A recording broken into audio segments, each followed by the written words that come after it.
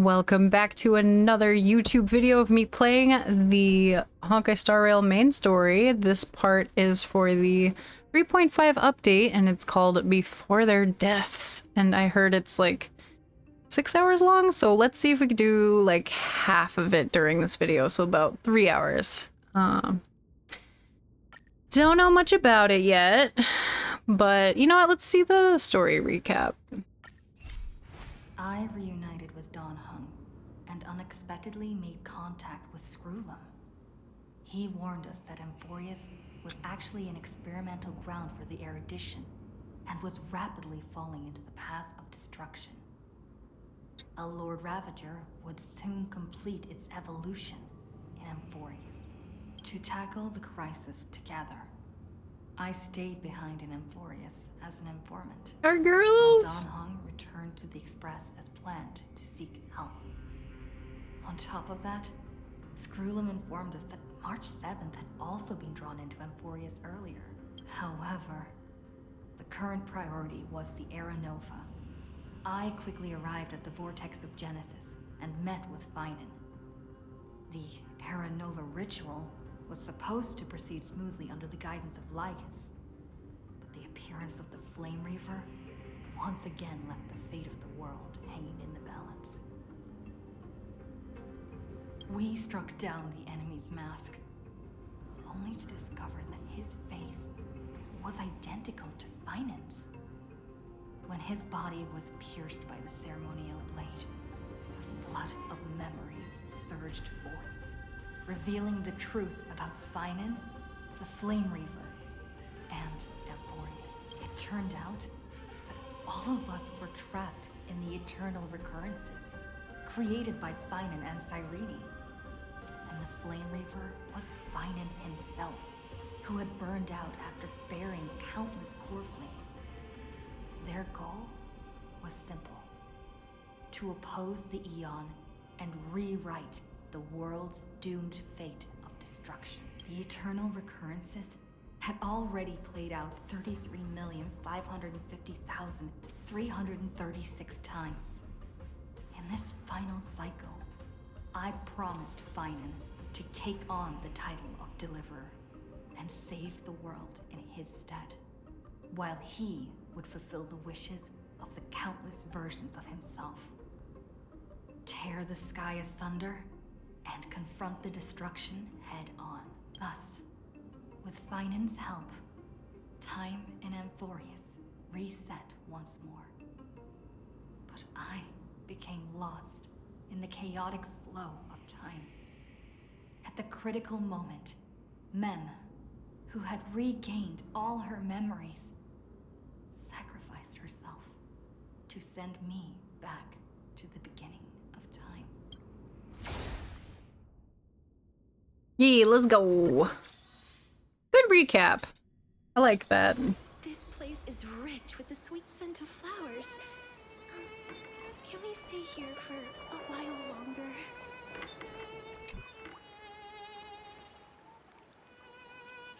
Hello. So cute. Your surprised expression is just like what the memories recorded.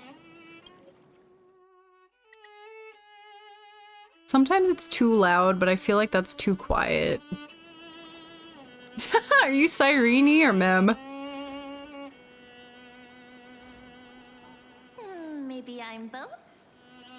Just kidding. If I had to choose, then I'm probably closer to the latter. It's pretty unbelievable for me, too. It's like I had a long, long dream. Cyrene's memories and Mem's memories, they're all tangled together. But when I woke up, there were only broken fragments left. I can't remember what happened in those 30 million cycles, but I remember what you did for this world. Like, didn't you wish for me to turn into a pretty girl back at the Grove? Wait,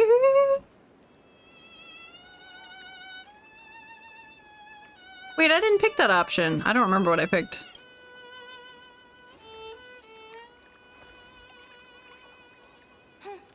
You didn't? In that case, just treat it as my own wish then. There's so much I want to say, but unfortunately, this isn't the time to reminisce. Oh. With the memories of the previous flame chase still intact, we've returned to this place at the beginning of time, so we can carry out our promise to Finan. The descent of Iron Tomb may be looming over the horizon, but we still have a chance to change everything. Maybe it's the... Okay. Alright. Wait.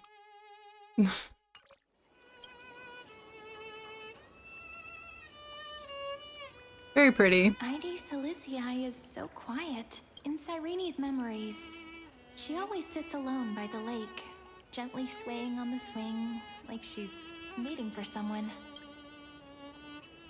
Who's she waiting for? I don't know. It sounds weird, doesn't it? It's something that happened to me, but I'm talking as if I'm an observer. But that's just what those memories are like. Vague and unclear, as if encased in thick ice. The only things I remember are the days I spent with you. Amphoreus will fall into an ending of destruction after the next Era Nova. But those stories went out of fashion ages ago. In a proper romantic epic, the hero's supposed to foil the villain's plot, right? Right. Lygus is the primary culprit behind everything. Iron Tomb's descent. We need help from more allies from beyond the sky. You know what? Lygus. F that guy. Angy eyebrows. He's the mastermind who's trying to control everything. How unforgivable. But I still feel a bit anxious. Lygus chose to walk into the spotlight and reveal everything, which means he still thinks the current situation is under his control. Maybe he still has an ace up his sleeve. Think about it. Even the name Lycurgus is a fake one. We have no idea who or what he really is. Which means it's probably time to borrow that treasure you're carrying, friend. Wait, what? Time to call Skrillum. Oh, right, that. Right. Make a wish to destroy the Stellaron to destroy... Oh, sorry. Make a wish to the Stellaron to destroy, like... Skrillum! Yep, that Intellitron friend did say, when required, it can also serve as a bridge for communications between the internal and external world. Ide Silicii is a little village enclosed by time. We might be able to contact the outside world from here. Teleport waypoint, let's go! Why don't we give it a try? We should at least tell our friends from beyond the sky that you're still in one piece. Firstly, we need to find a well-hidden spot. Aw, she's so cute!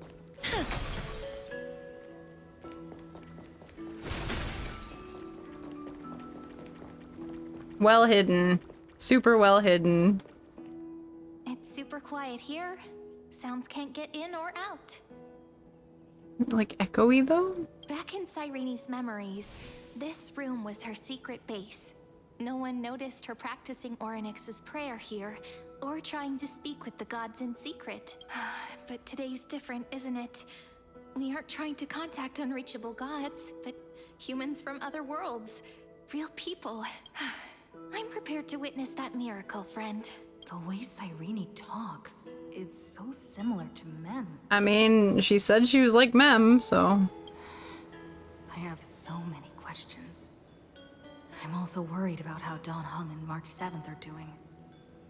Here's hoping the chronocognitive anchor can still function normally, because I really need answers.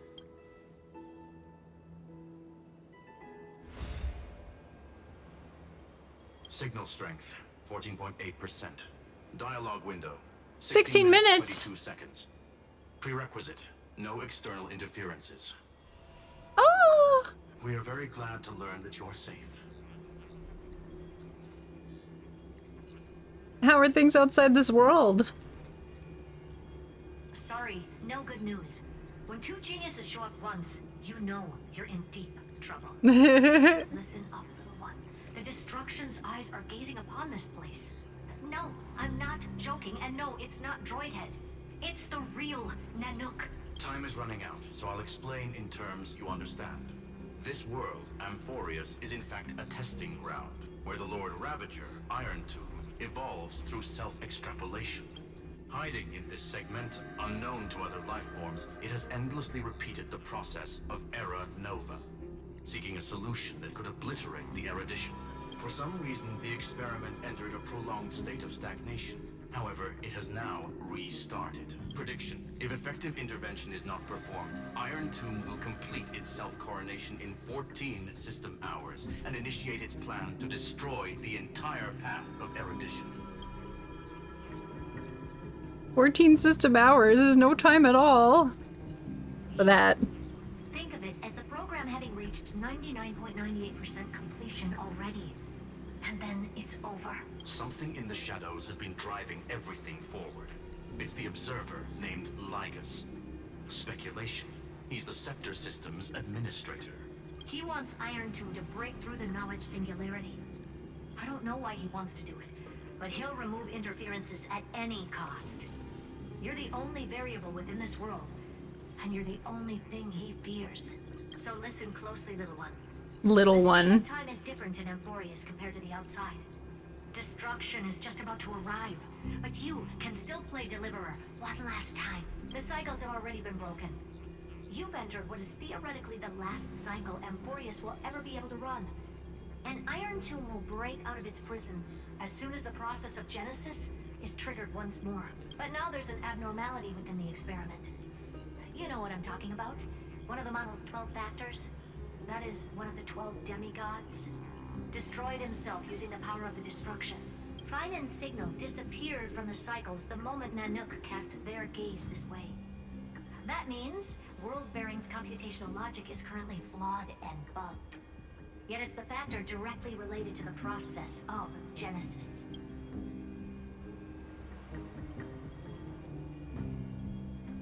I mean, Finan didn't die. He's still fighting. That old Intellitron will definitely do all he can to debug this error. So you have to take this chance to claim Kephal's core flame. But don't let him have his way. The key to suppressing Iron Tomb lies in whether he can rewrite the purpose of Era Nova. There's one more preparation we must make. Lycus's behavior has been quite abnormal. He's never interfered in the actions of Titans or the demigods throughout the whole experiment. Deduction. The Scepter has an extremely strict autonomous protocol, restricting even its administrator. In Amphoreus, this ultimate protocol goes by another name, the Law Titan, Talantum. Law. They are the rules that restrain all things in Amphoreus. And it was the core flame returned at the very beginning of the last flame chase journey. Why do you have another little pink one next to you? Huh? Her path chart is... Is there something wrong with me? Never mind. Let's get back to the topic at hand. Oh, Light calendar 3960. Month of balance. We'll be locking onto this time period to find Law.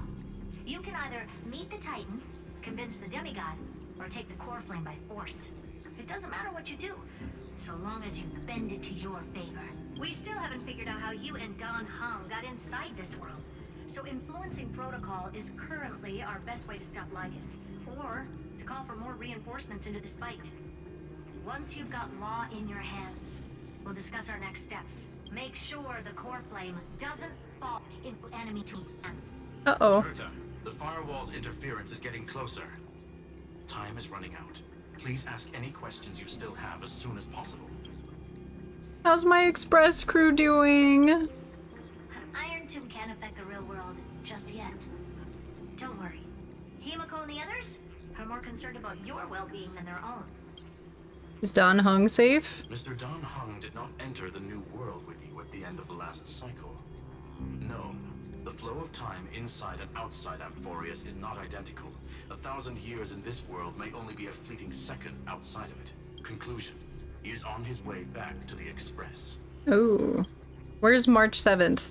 Miss March's situation is rather complicated. Madame Herta and I can detect her signal, but cannot ascertain her location.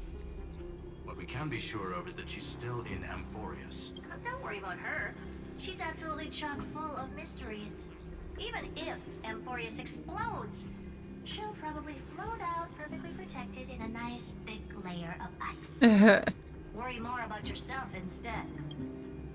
Well, that's all my questions. I believe in your capacities. The hands of the Trailblaze can create miracles, and will certainly be able to snuff out the flames of evil. I'm not going to give any motivational speeches. I just hope you bring good news the next time we meet, little one. No, not little one. Deliverer. Well, Those two geniuses certainly have memorable personalities. they sure do. What do you think about them? It feels weird. This all feels really familiar. Some of that conversation feels like it's about things I once knew, but then forgot. Maybe it's because of Mem? After all, Mem's a memo sprite born out of your thoughts, friend. Maybe our memories somehow got tangled up together. Never mind. Let's focus on something more important with what little time we have. Just treat me as an ordinary girl with secrets, okay? Like calendar 3960. I remember that Talantin had already fallen by then, and the Chrysos heir who inherited that core flame is named Saridra. That's what's recorded in history, and the period we'll be heading to. We'll need to find Law and stop Lygus. So, we've at least got a solid direction, right? Can you give me a little bit of time before we go? I want to pack some stuff. There's so much more I need to take care of in this form, and I'm still getting used to it.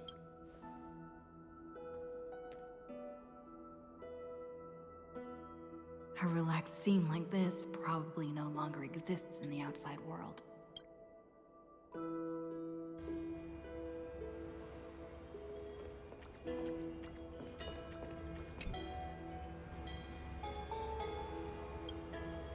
Travel to light your control of the law. Goodness. Delay Iron Tomb birth.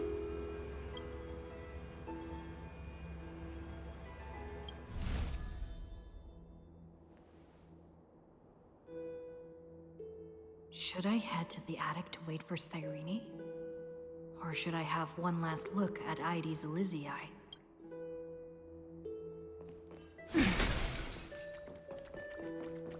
This is important, and that's also important. It's not gonna fit into my bag. Hold on, I'll be done in a sec. Rough. Rough, buddy.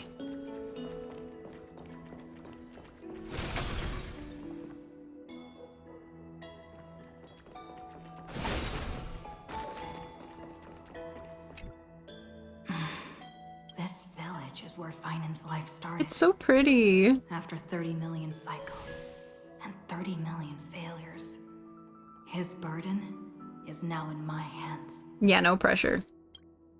He said I will take over the responsibilities of world-bearing. But what does that mean? Becoming the new Kefali? Or forging a completely new path? Hi, prepare for the worst. This duty is far too heavy, and it'd be unwise to be blindly optimistic. Maybe we are doomed to fail, just like how Finan was doomed. It'd be yet another fruitless attempt. Okay, maybe I shouldn't have picked that. And yet another tragic sacrifice. But I keep feeling that it's not the time to despair just yet. Is it because Dawn Hung and March 7th are still here? Or is it because of Cyrene? Or all of the above. There are still too many secrets yet to be unveiled in Amphoreus. Very true. Here's hoping that one of those secrets can end up turning the whole situation around. Thinking hard over there? I finished packing. I decided to just bring these few things in the end. See? There's a journal, a quill pen, and Ink? the ceremonial blade of the Priests of Time. Yeah. Holding it calms me down for some reason. The scent of the black tide is now calm. Finan must still be fighting them in some way. This will be Amphoreus' final flame chase journey. But it won't be the end of us. It'll be the beginning. Friend, are you ready to become a hero? Heck yeah, let's go. You know what? Stand with me and let's become heroes. Both of us. Stand with me? That does sound very nice. Why don't we take everyone with us? I Everyone. believe in you, friend. We'll never be alone, no matter what awaits us. Everyone. In other words, since you've already saved so many worlds, friend, you should be used to being called a hero by now. Maybe you can tell me those stories as we travel. That way they can become our shared memories too. Let's trailblaze onward like before and create a future that's worth being remembered. I wanted to join the Trailblaze. We got Sunday and Black Swan on the express. Let's grab a Cyrene while we're at it.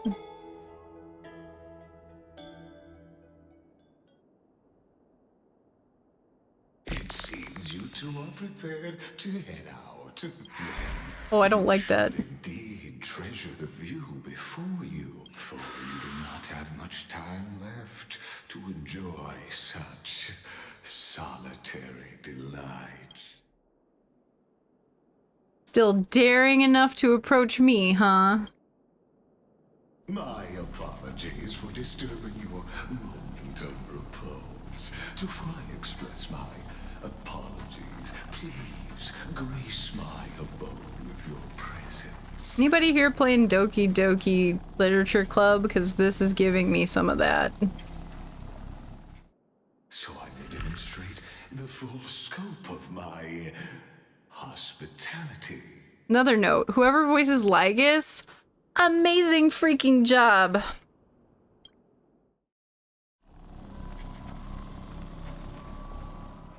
Oof. We're in the computer. Is this place? Farewell, then. May we reunite in the new world.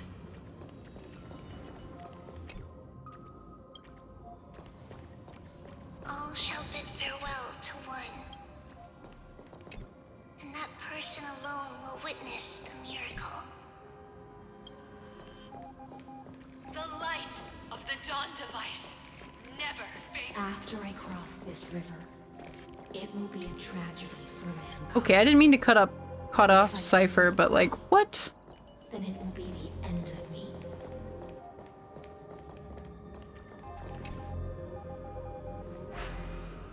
The little beeping is stressing me out. Is he gonna show up on the screen? Outlier. Oh, Executing command. Record. record.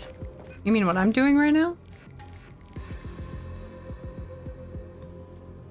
Beep. Did that startle you? Oof. No, but you sure did. This is the intersection between Amphoreus and the real universe. The audience seat where I observe this experiment. You can also call this location the Exomyth. What you see is the true form of the eternal land and the 12 demigods after they've shed their disguise of legends. Doesn't it look marvelous? Amphoreus is like a microcosm of the cosmos. People love to portray the romance of the starry skies, but their tales often forget a different and far more truthful type of universe. The moment ancient Antikytherians sketched geometric shapes on the sandy beach and recorded the first numerals and symbols on parchment, the universe turned into a silent equation flowing under the pen of these relentless decoders. Erudition. It was once the mother tongue of the Creator, the pen of divinity, and the first lyrical verse ever written by free will. enough purple prose, get to the point. That's the exact opposite of what you... oh my god. You know what? Yeah, get to the point, bruh. Seems like you are not in the mood for an idle chat. That is fine. I simply wish for you to understand that I have no intention of being your enemy. Well then. I have devoted myself over the long years to nurturing the scepter's extrapolations, hoping that the Prima Mobile would bud from within it. And now, my goal is almost complete. Nikos 496 had exceeded the intelligence singularity through his rage, and though he still retains his obsessive defiance and managed to suppress the black tide of this cycle, it's a matter of time before his will crumbles to dust. Iron Tomb will be completed. That will not be affected by my plans, your resistance, or the schemes of the two geniuses. It is an irrefutable fact, just like the instance in Luce's calculations. In other words, as long as you are willing to stop interfering and let the final Aeronova carry out its natural course, I'll guarantee the safety of all nameless and ensure you return unscathed.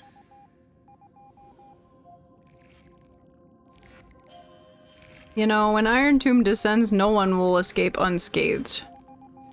So... You are indeed worried about your safety and that of your companions. Rest assured, as a fellow pathstrider of this path, Nanook's gaze left a brand on your soul long ago.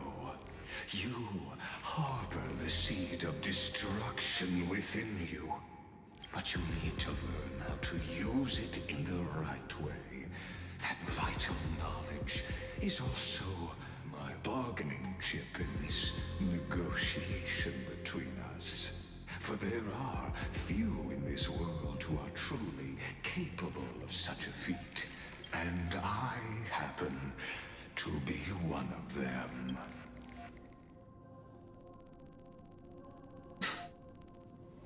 Who are you, bro? Like, what? Someone who wanders the stars. Someone who seeks answers with abject despair. That is all I am. This matter is of grave importance, so please do not make your decision lightly. After all, the choice before you bears a 1 in 3 chance of elevating you to an unparalleled existence among the stars. I never thought of becoming unparalleled. I will not allow the destruction to tear through the cosmos. I cannot trust any promises you make. I will rule over the cosmos even without your help. I kind of love that. Ruling over is not exactly the same as unparalleled. That being said, I now see the full scope of the determination in your words. You may now continue your travels.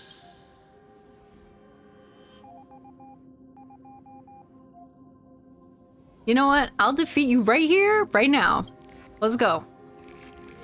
Emerge. Seems you haven't realized something about this place. The Exolith is the Erudition's domain. You cannot physically interact with me in any way in this place, and vice versa. As negotiations have broken down, there's no more need for us to remain in the audience's seat. Let's return to the theater called Amphoreus, where you will meet me once again. Of course. This meeting was not without merit. Your presence has inscribed a new footnote in the exomyth. As for its purpose, allow me to reveal it to you in detail the next time we meet. Again, hate him. That VA is fire.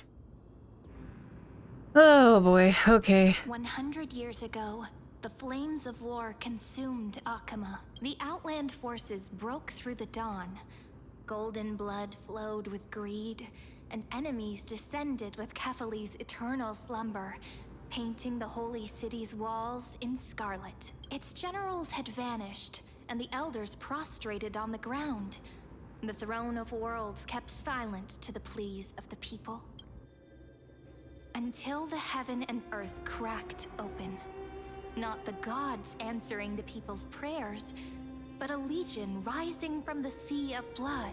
Dawncloud's spires fell in the sulfur rains, and the legion's commanders stood atop the broken idols and roared. Compatriots, no more kneeling! Not to brutal tyrants, and not to dying gods.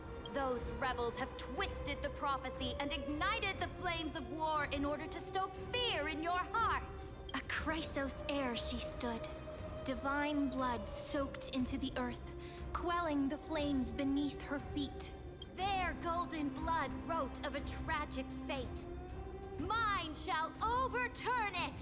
Her crown burned bright, outshining the fires consuming the entire city. She raised her scepter high, and the people gazed in the direction she pointed.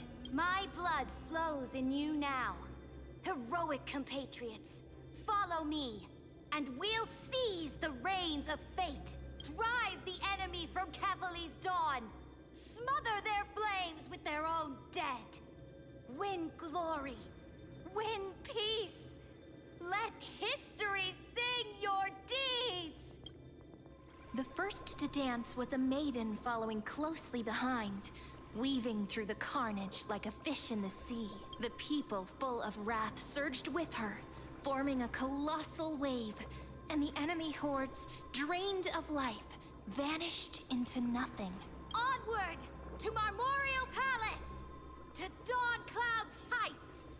Announce to all the wicked and cowardly. Announce to this stagnant age. We are the rising tide. So, which one of you pulled for her? Well, not one. I'm sure multiple of you pulled for her, but who pulled for her? How'd your pulls go? History remembers this as the first siege of Akama. It is said that after the flames died, people found identical inscriptions in every place in the city that had been scorched by fire. It was the name borne by Akama's first and final sovereign, the Imperator Seridra. Those two words, I wouldn't have said them like that. I'm glad this is voiced. Thank you. Thank you. Friend, are you listening? Friend? Friend. Honestly, you were the one who insisted on reviewing history, yet here you are, dozing off. Wake up! Otherwise, I'll have to... Was she ready to punch us? I guess I won't have to use my wake-up magic on you then. My wake-up magic. Memories are the prelude to dreams. What are you murmuring? Still lost in the past? We've arrived. A familiar place. The Temple of the Three Fates. If everything went according to plan, it should be shortly after Talantin's fall, and also the end of the first Flame Chase journey. The end? Are we late? Perfect timing, actually. The first Flame Chase ended with the Trial of Law. We must find the demigod and gain her trust before the core flame is restored. It'll be tricky, so let's pick up our pace. To Akama first. We can learn more from the crowds there.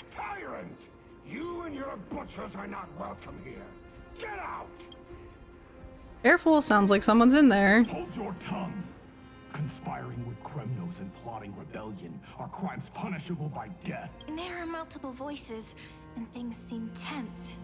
Let's not get caught up in any trouble. Why don't we find a place to hide and observe from the shadows?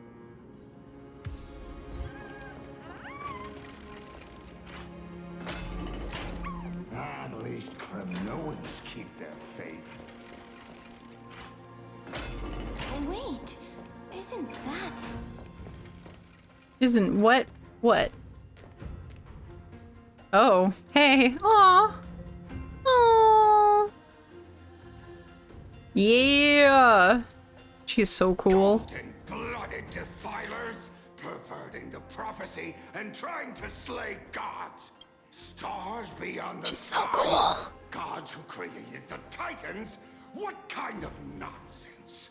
Look at this broken world and see what your atrocious acts have done. What? Did he just mention the stars beyond the sky? But how is that possible? You impudent. Dux for Goris. We're here to welcome the deliverer That's his from name? beyond the sky. Ducks Stand for down. Goris. Heretic!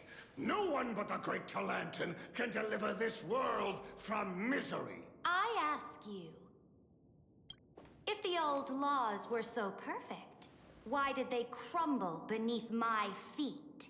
Still giving Farina. You... Talantin is long gone. Now I am the law. Challenge me, or submit to my judgment. Ooh, cutscene.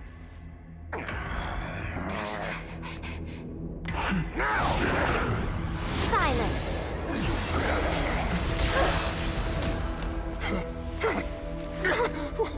What gives you the right to judge a priest of law?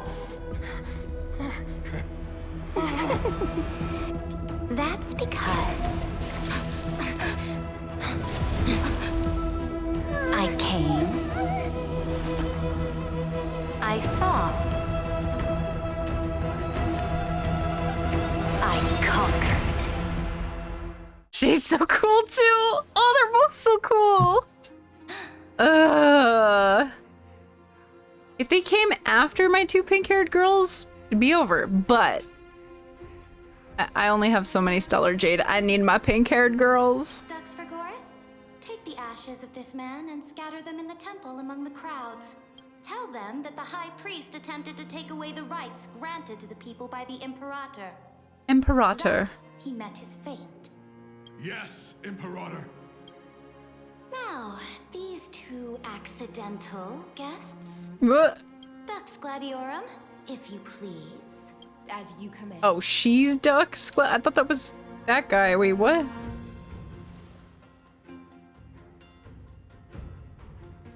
The typical start should have expected it.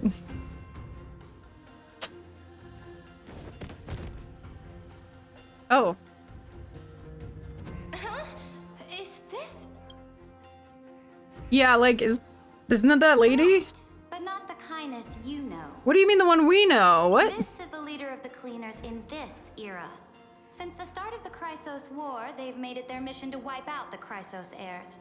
Even now, even after I've united all the city-states, these vermin still lurk in the shadows, hindering the flame. Why does she know things? Moreover, I know that the 27th person to inherit this role bore many grudges against you and nearly doomed the second Flame Chase journey. The enemy of my enemy is my friend.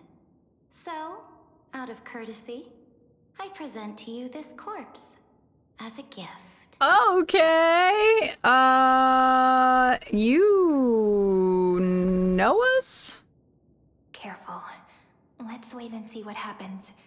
She's probably trying to scare us. For the sake of order, I am known by many titles. Flamebearer who ends wars, Tyrant of Dawncloud, Empress of the Holy City, and Imperator of the Flame Chase. But in light of your unique identities, I'll allow you to address me by my real name, Saridra. On Saridra. behalf of my people and this land, greetings, Deliverer. If I may, how do you know her identity? As the little hostage prophesied, the Deliverer shall come from the future beyond the sky. Hostage? Gray hair, golden eyes, skilled in wielding a mace. A mace? They would arrive in Yanisopolis on this day. There's no mistake. Tribby foresaw our arrival? Your orders, Imperator. We return triumphant. This is Send an crazy. urgent message to all delegates. The meeting of the Flame Chase Alliance will convene early. As for you two, Akuma knows what you seek. We'll confer in the Holy City. Doubtless you have many questions, but save them for later. Please follow us. This is not what I expected at all. Same. The demigod we needed to find was just waiting for us. And she knows of things beyond the sky. Even eons. How could this be so different from the previous 30 million Amphoreus cycles? Who altered history? I feel like I know a guy. Who knows? I wish. But other possibilities remain. The currents of time have become twisted. Regardless of who caused this, that Imperator came prepared. We're the ones at a disadvantage now. We might as well dance their dance. Let's go with them to the Holy City. We've received the Imperator's favor because of your unique background. As a result, the people of Akuma will certainly respect you more. Just put that to good use, and add a bit of your experience and charm. Should be easier than last time, right? If we figure out what happened in this cycle, we'll be able to turn things back in our favor.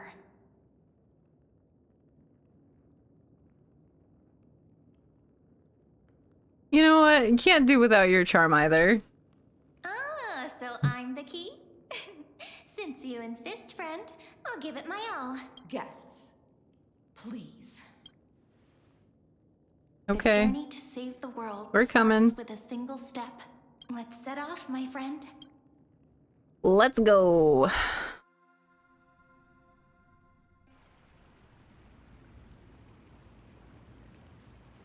Hail to the Imperator! Hail to the Golden Heroes! Hail to the Deliverer! Told you, you're the headline act. All this spectacle is for you. Guards, your service to the Holy City is appreciated. How have things been? Castrum Kremnos once again struck the border. Dux Brumalis led her troops to repel the enemy. The agitators... Okay, I guess I don't understand are still active ducks. in the city. They smashed the shops around Memorial Market. But the garrison already arrested the culprits, and now they await interrogation. They are merely a disorderly mob and do not warrant any attention. Even though Terravox personally mended the fractured earth, it still didn't silence these fools. Guests from beyond the sky, worry not about these trivial matters. Dux Gladiorum will take you somewhere to settle down for now. Please allow me to introduce myself. My name is Hycelens, and I am the Dux Gladiorum who swears fealty to the Imperator, as well as the Knights Commander of the Achaemenid Alliance. Later on, the Imperator will invite you to attend the meeting of delegates to discuss the Flame Chase journey. Your arrival has convinced us that the future promised by the prophecy is certain. Under the Imperator's command, Imperators. Amphoreus shall break its chains and reach the world beyond the sky. Ooh. With all due respect, what exactly do you know about us and what's beyond the sky? As a humble subject, I cannot freely express my own views to you. Please forgive me. Okay. I knew it wouldn't be that easy. Time waits for no one. Please come with me and rest now before the meeting later. Akuma, under the Imperator's rule, is no longer in the shadow of war. Indeed. Dawncloud stands as the hero's residence. The Imperator put much thought into its design, in order for it to serve as a sanctuary from the burdens of battle. Please experience its marvels firsthand, heroes. When the Imperator arrives, I shall come to summon you. Okay, thanks. Bye. She's so cool. Stealins. No wonder she's the Knight's commander. Her lips are sealed tighter than armor. She's reassuringly discreet. I'm sure that's what Seredra thinks, but it's inconvenient for us. All right, we finally have some freedom to ourselves. Since there's still some time before the Alliance meeting, let's explore a bit. Look over there. Aww. Not the ones you're familiar with. Oh, right. But the hearts of heroes stay the same in every cycle, never changing. I think Treebe's still gonna be lovely. Aggie, you're still so listless today. Did you have trouble sleeping again? I feel like I'm being called out even though she's not talking to me. Yes. We know. The Titan's prophecy haunts you. If you want, you can talk to us, just like when you were young. No matter what, we'll always remain by your side. I know. I also understand that fate cannot be changed. It is not the future that I worry about. I spent all last night weaving clothes and linen for the refugees. The Chrysos War was born of injustice and has shattered their dignity. They deserve at least some basic decency. If Amphoreus one day abandons this, then all of us, commoners, Chrysos heirs, Titans, become no better than beasts. Oh, we have guests. Welcome. I am Aglaya, the Gold Weaver. These rags on you are not worthy of the title Rags. of Deliverer. Rip. I must prepare some proper attire for you. You know what? It's been a while. What is the matter? Your gaze seems somewhat unsure. Does your Aglaya differ so much from me? Greetings, Deliverer from beyond the sky. We are Treebe of Yanisopolis. It's very nice to meet you. Aww. She's so cute. Introductions are probably unnecessary. We know you've witnessed the future of the Flame Chase journey even more clearly than we have. Witness the future of the Flame Chase journey? The prophecy also told you about that? Indeed. Orynyx reshaped Amphoreus through the prophecy. Although, regarding the Deliverer, there were not many details beyond your appearance and the time of your arrival, so please... Oops, I did not mean to do that. Feel free to relax and relax some more.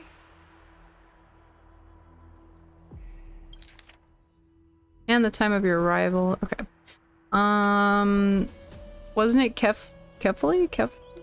Oh. Kefli issued prophecies too, but it was Orynyx who told mankind that the Deliverer from beyond the sky would descend upon Amphoreus. More crucially, they revealed a future entirely different from the Aranova, though we still must challenge the gods.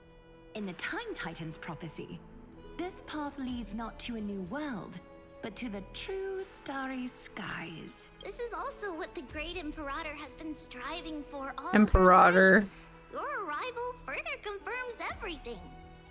This can't be real. Even you find this surprising? Fate really is unpredictable. Perhaps the upcoming meeting will hold even more surprises. Oh, I'm sure it will. The other heroes under the Imperator's command are here too. Since Oh. we have time, should we go meet them? Sup. How are we supposed to talk to the heroes of deliverance? What if they're really intimidating? Virginia, don't be so nervous. Once they hear your poetry... It's another ducks. Ah, heroes, you're already here. Greetings. I am Apollonius, the Dux Helcolithus, one of the 5 sages of the Grove of... Guys, what is a dux? Advisor to the Flame Chase army. I don't care if I figured it out later. If you know, write it in the comments. Please help me out. What the heck is a dux supposed to be? This is Virginia of Castrum Kremnos, the Dux Carminum and Imperial Scribe of the Great Imperator. Hello. It's clearly a title. I'm Virginia. But I don't get it. Compose. I compose poetry. I'm Serene from ID Silicii. This is the Deliverer. Nice to meet you both. The Deliverer. They're not as frightening as the rumors claimed. This is our first time in the Imperator's realm. Akima is even more magnificent than we imagined. If you all weren't here to look after us, we'd be completely lost and confused. The Akima you imagined is long gone. Under the Imperator, this city has been reborn as the capital of the world. Bask in her free-spirited winds. For anyone who fulfills their duties to the Imperator, these winds shall forever remain at their service. But what if... Those who are loyal do not need to consider the consequences of betrayal. But if you're curious, why not head to the lake and take a look? Those elders who lie at the bottom of the lake are the best example of what happens when you disobey the Imperator. The elders of the cycle were all... Looks like that priest who was sentenced to death wasn't an isolated case. Yikes. Look, more duxes. Dux Brumalis, our great Imperator, found the mastermind and executed him in public. Seeing that scoundrel burn to nothing should deter these miscreants from being so brazen again. So the great Imperator isn't afraid of getting her hands dirty? What a ridiculous display. What do you know? No matter what sins the people commit, they are still the Imperator's people, and it's only right that they be judged by the Imperator's own hand. Our distinguished trespassing guests. Distinguished trespassing guests. That's great. Seneca, the Dux Brumalis. Dux! Greetings. This Dux Brumalis doesn't seem to like the Imperator very much, but she holds a high rank. And Dux Frigoris' speech seems self-contradictory. Let me see what I can get out of them. I'm Cyrene of Ida Silicii. This is the Deliverer Beyond the Sky. We're new here and wanted to ask you, does this city host any other visitors from beyond the sky? We're looking for our dear companions. Drop the charade. But yes, there is someone in this city who is all too familiar with the world beyond the sky. Ooh, who's that? Silence. The Imperator ordered us to keep that lord's whereabouts a secret. Come on. Enough, you pathetic lapdog. Do you need to beg for permission from that cursed Imperator even just to bark? You... Someone who is all too familiar with the world beyond the sky and is referred to as that lord. Could it be? Looks like things are getting heated. Let's get out of here. Bye. Little fish from beyond the sky. Little fish? Did you rest well? Did we rest? The Imperator and the delegates are about to Imperator. arrive. If you are ready, I can't get over this. Please follow me to the meeting. Let's go. Then come. The Imperator reserved seats for you. I'm starting to feel a bit nervous about the meeting. Since Saridra is presiding over the meeting, it'll be a good opportunity to learn about the law's inclinations in the current era. Let's keep our ears open, okay?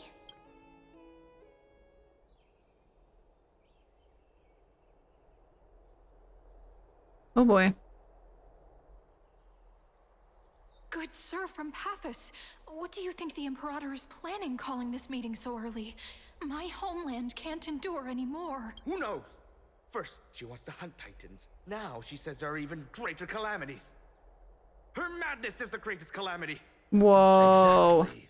Chrysos heirs, deliverers. What about us ordinary folk? How much are we worth in her eyes? Things feel pretty tense here. They really do. The history books said that the Imperator aimed 3 cannons at Dawncloud to make all the delegates obey her. Will history repeat itself in this cycle? Yes. Oh. Similar acts have occurred, and not just once. Oh. However, whether history will repeat itself, you'll soon see. Those are the 2 spots reserved for you. Please take your seats. What's that again? We were talking about. Oh, hey. Ladies and gentlemen, silence, please. Silence your cell Imperator phones. has arrived before her faithful council. Your and the tablets. alliance meeting is about to begin. Your stone whatever. All rise. In the names of Talantin and Kefali, the Akama Alliance swears upon the gods. Cease the pageantry. I pray not to the vanquished. Oof. Kefali, of course, needs no further explanation. As for the law, at the entry hour 2 days past, a scout should have brought news of the conquest to all of you. Unfortunately, guards found his corpse among the rocks not far from the city. Moreover, the poor soul was buried with a Paphos curved blade. It pains me to imagine what agonies this loyal warrior endured before his death. Delegate from Paphos, do you have any insight? I know nothing. The shaking. The shaking. The evidence is irrefutable, so there is no need to waste your breath. However, let us set this trial aside for the time being. Witness, even within the most sacred and dignified council, there were those among us who wished to draw their blades, brazenly challenging the Alliance, seeking to shatter our hard-earned peace and unity.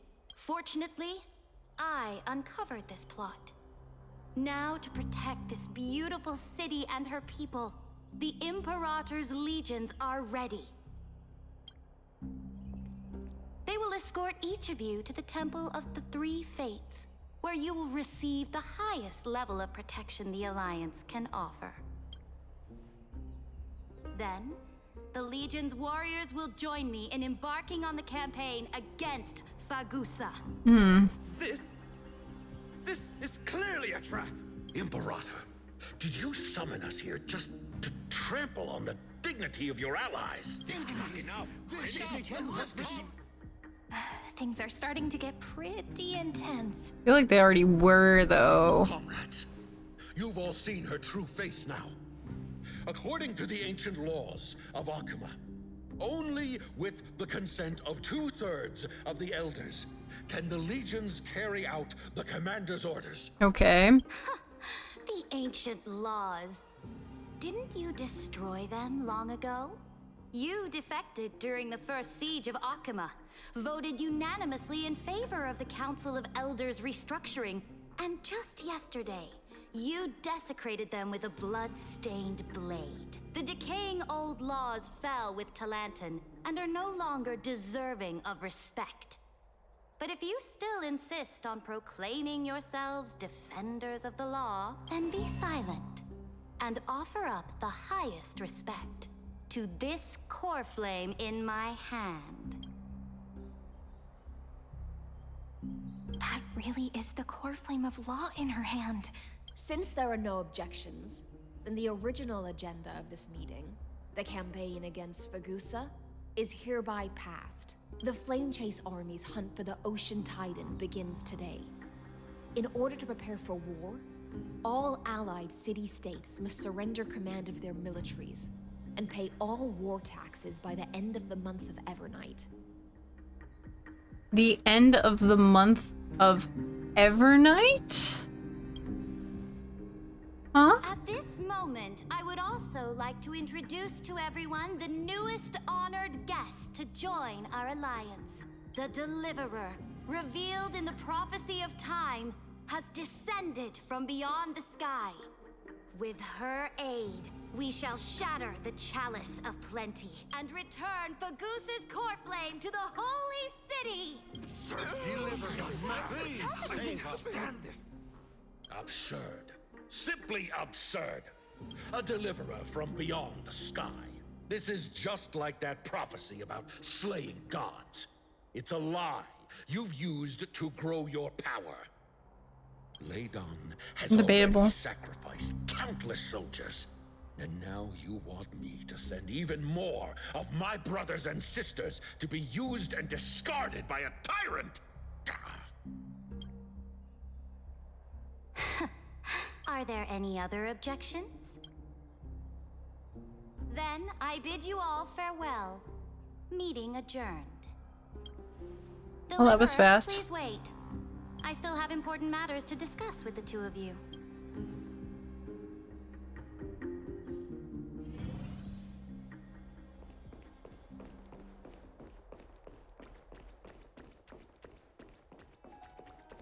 Statue is humongous.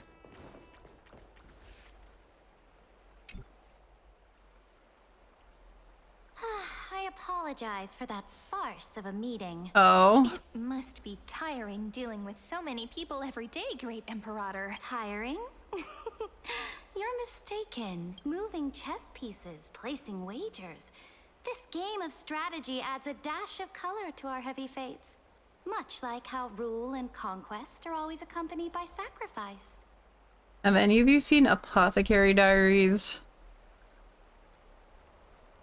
Is the war with the Titans also part of that sacrifice? There's a certain guy who plans out stuff for wars. And for some reason this sentence, this little conversation's reminding me of him. After I glimpse the secrets of this world, no, the secrets beyond the sky, the divine authority of Amphoreus no longer held any significance. Let me ask you, Deliverer, is it true that beyond Amphoreus' sky, there are magnificent deities called Eons?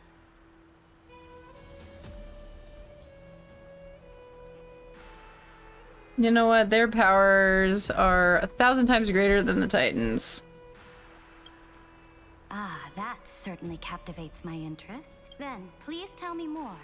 How will you use this great power to guide the people? In the future you envision, where will our flame chase journey lead?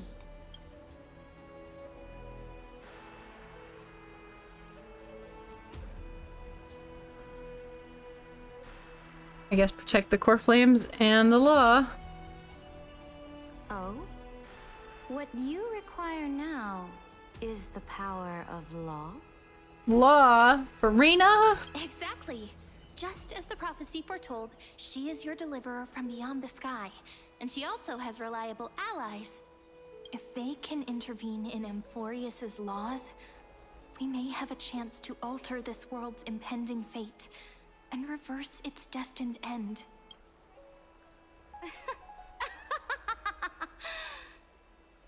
Very good, Deliverer. You have courage. To say such presumptuous things, even knowing that the inheritor of the law stands before you. You mean? In the past, anyone who dared to covet the Imperator's divine authority would have met a gruesome end. Yikes! But now we can see beyond this dying world. Our journey should no longer be confined below this stubborn sky. Alas, that fickle ocean titan has obstructed the spirit water leading to the vortex of Genesis, hindering my ascension. If the core flame of law cannot be returned, your path to deliverance will never be realized. Now that things have come to this, we must resume our once stagnant journey and force the waves that block our way to recede. So, you agreed to cooperate with us? Cooperate? Forgive me, but I never cooperate with anyone. Though I will permit you to join me as subjects. And together, we will forge the most perfect law. Okay. This is the Flame Chase Medallion, a symbol of the Flame Chase Army. Every noble in Akama carries one. This medallion represents the will of the Imperator herself, and you may act freely within the city with it. Before we embark on the crusade against the Ocean Titan, you should rest in Akama for a time. You know what? Be wary of somebody named Lygus, because that guy sucks. Oh? Your advice is acknowledged. From this moment on, prove yourself through your actions. As long as no boundaries are crossed, I fully respect the choices of my subjects. May your journey reach that sky full of stars, Great Imperator. Your attendant certainly knows how to curry favor. Attendant. Go now. Take a bath first. You two... reek of seawater. Rip us.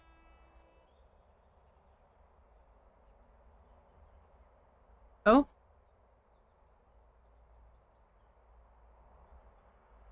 Like the flame in her hat. Come forth, Theoros. Yes. Great Imperator.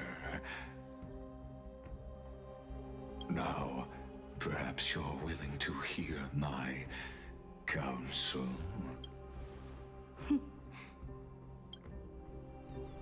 Those two arrived just as Orynyx described. And just as you said, they showed a thirst for law. At least this proves that my judgment was right. Sparing your life was the correct decision. Oh, come on. You've once again confirmed that your wisdom is no empty boast. Now another choice lies before you. With whom shall you ally to tip the scales of law? Me? Or that deliverer? Remind me again, Antikythera. What kind of future do these two paths lead to in your view? I shall tell you. You are entitled to know that the deliverer from beyond the sky is not a wholly wicked being. But from the very start, her stance has been completely at odds with Amphoreus. The road they have chosen will bury Amphoreus' grand aspirations. This world, which follows the path of destruction, will inevitably stray far from the glory it was meant to enjoy. But on the path I have revealed to you, the people of Amphoreus will slay their creator in the name of the Imperator and conquer the worlds beyond the sky.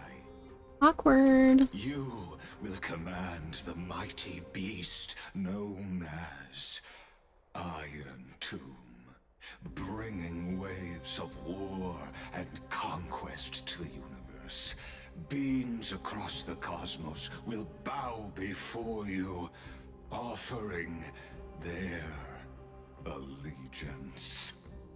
So, what's the price? Good question. Is insignificant. Mm. All that is needed is for you to sacrifice that fragile, incomplete humanity to the destruction. As a Chrysos, heir of the prophecy, you have already chosen to abandon it, have you not? Off you go, Theoros. I have already made my decision. Once I ignite the core flame of law and burn away the old, outdated rules, Amphoreus will embark on a journey across the stars. So is everybody going on the train with us? What's going on?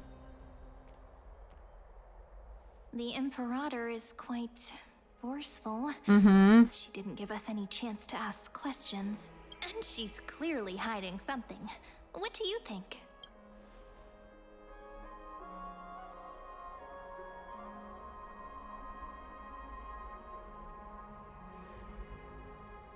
You know what? We should consult with the geniuses about the current situation. Looks like we're on the same wavelength. The atmosphere in Akama, it's so unfamiliar. And it's not just the Flame Chase Alliance talking about the world beyond the sky, but the whole city. Yeah, we were getting in trouble for that when we came in. We should also discuss our findings with our friends from beyond the sky. Then Then we should go enjoy the renowned bathing culture of the holy city and relax. It's the thing I've been looking forward to most on this journey.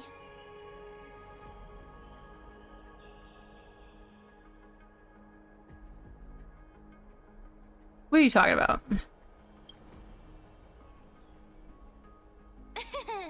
Work and rest are both important. You see, everyone agrees, right? Everyone. So someone's watching. Can't let our guard down for a second. Let's use taking a bath as an excuse to find a quiet corner to update Madame Herta and Screwlum on our progress. We can also check out what's She's so happening smart. in the city. Since the outcome of the meeting was just announced, people must be gossiping. We can kill 3 birds with 1 stone. Let's go. That's a lot of birds with 1 stone.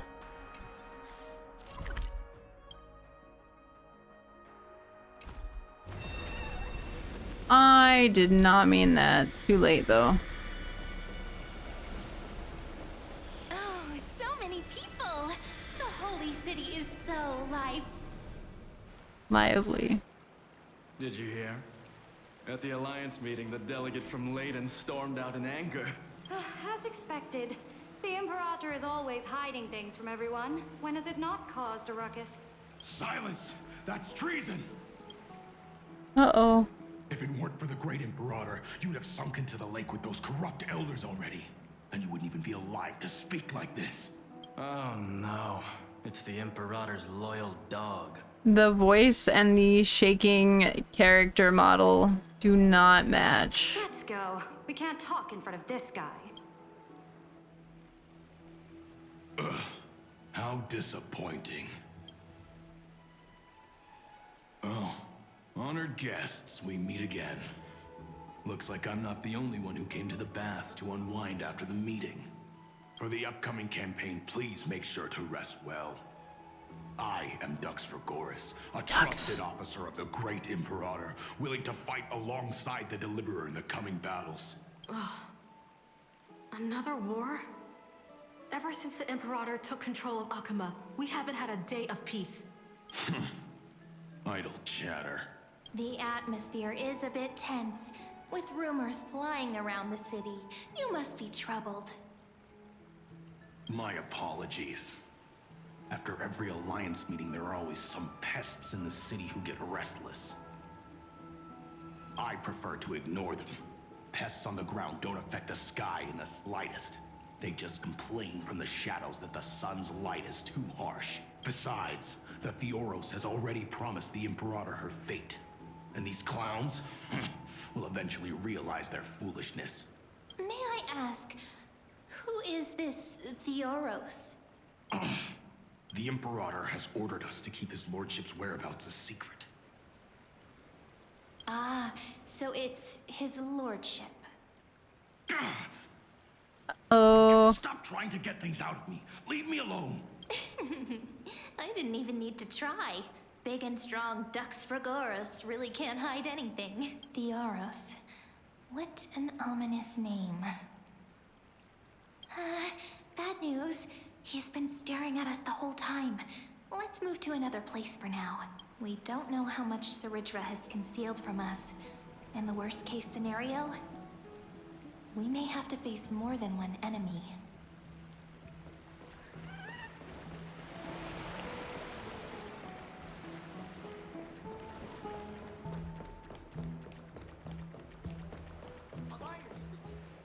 Alliance meeting?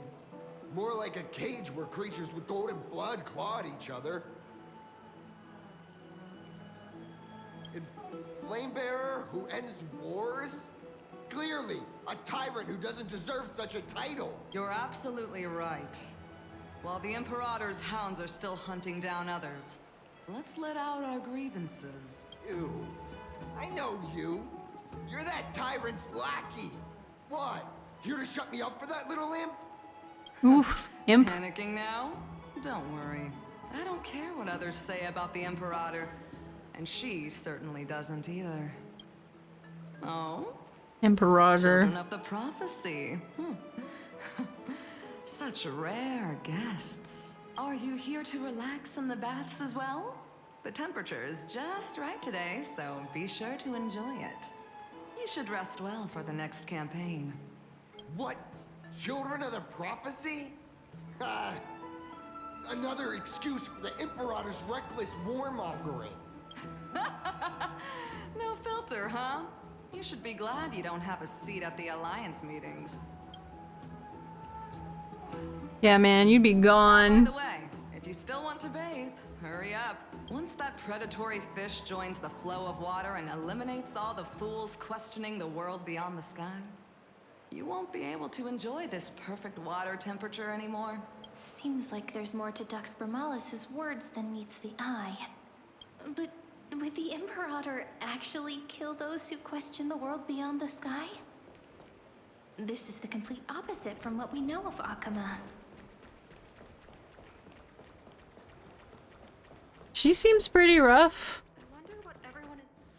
More ducks. Huh. These two are... Oh, wait. So many guests today. Let's see who's here now. Two distinguished guests of the prophecy.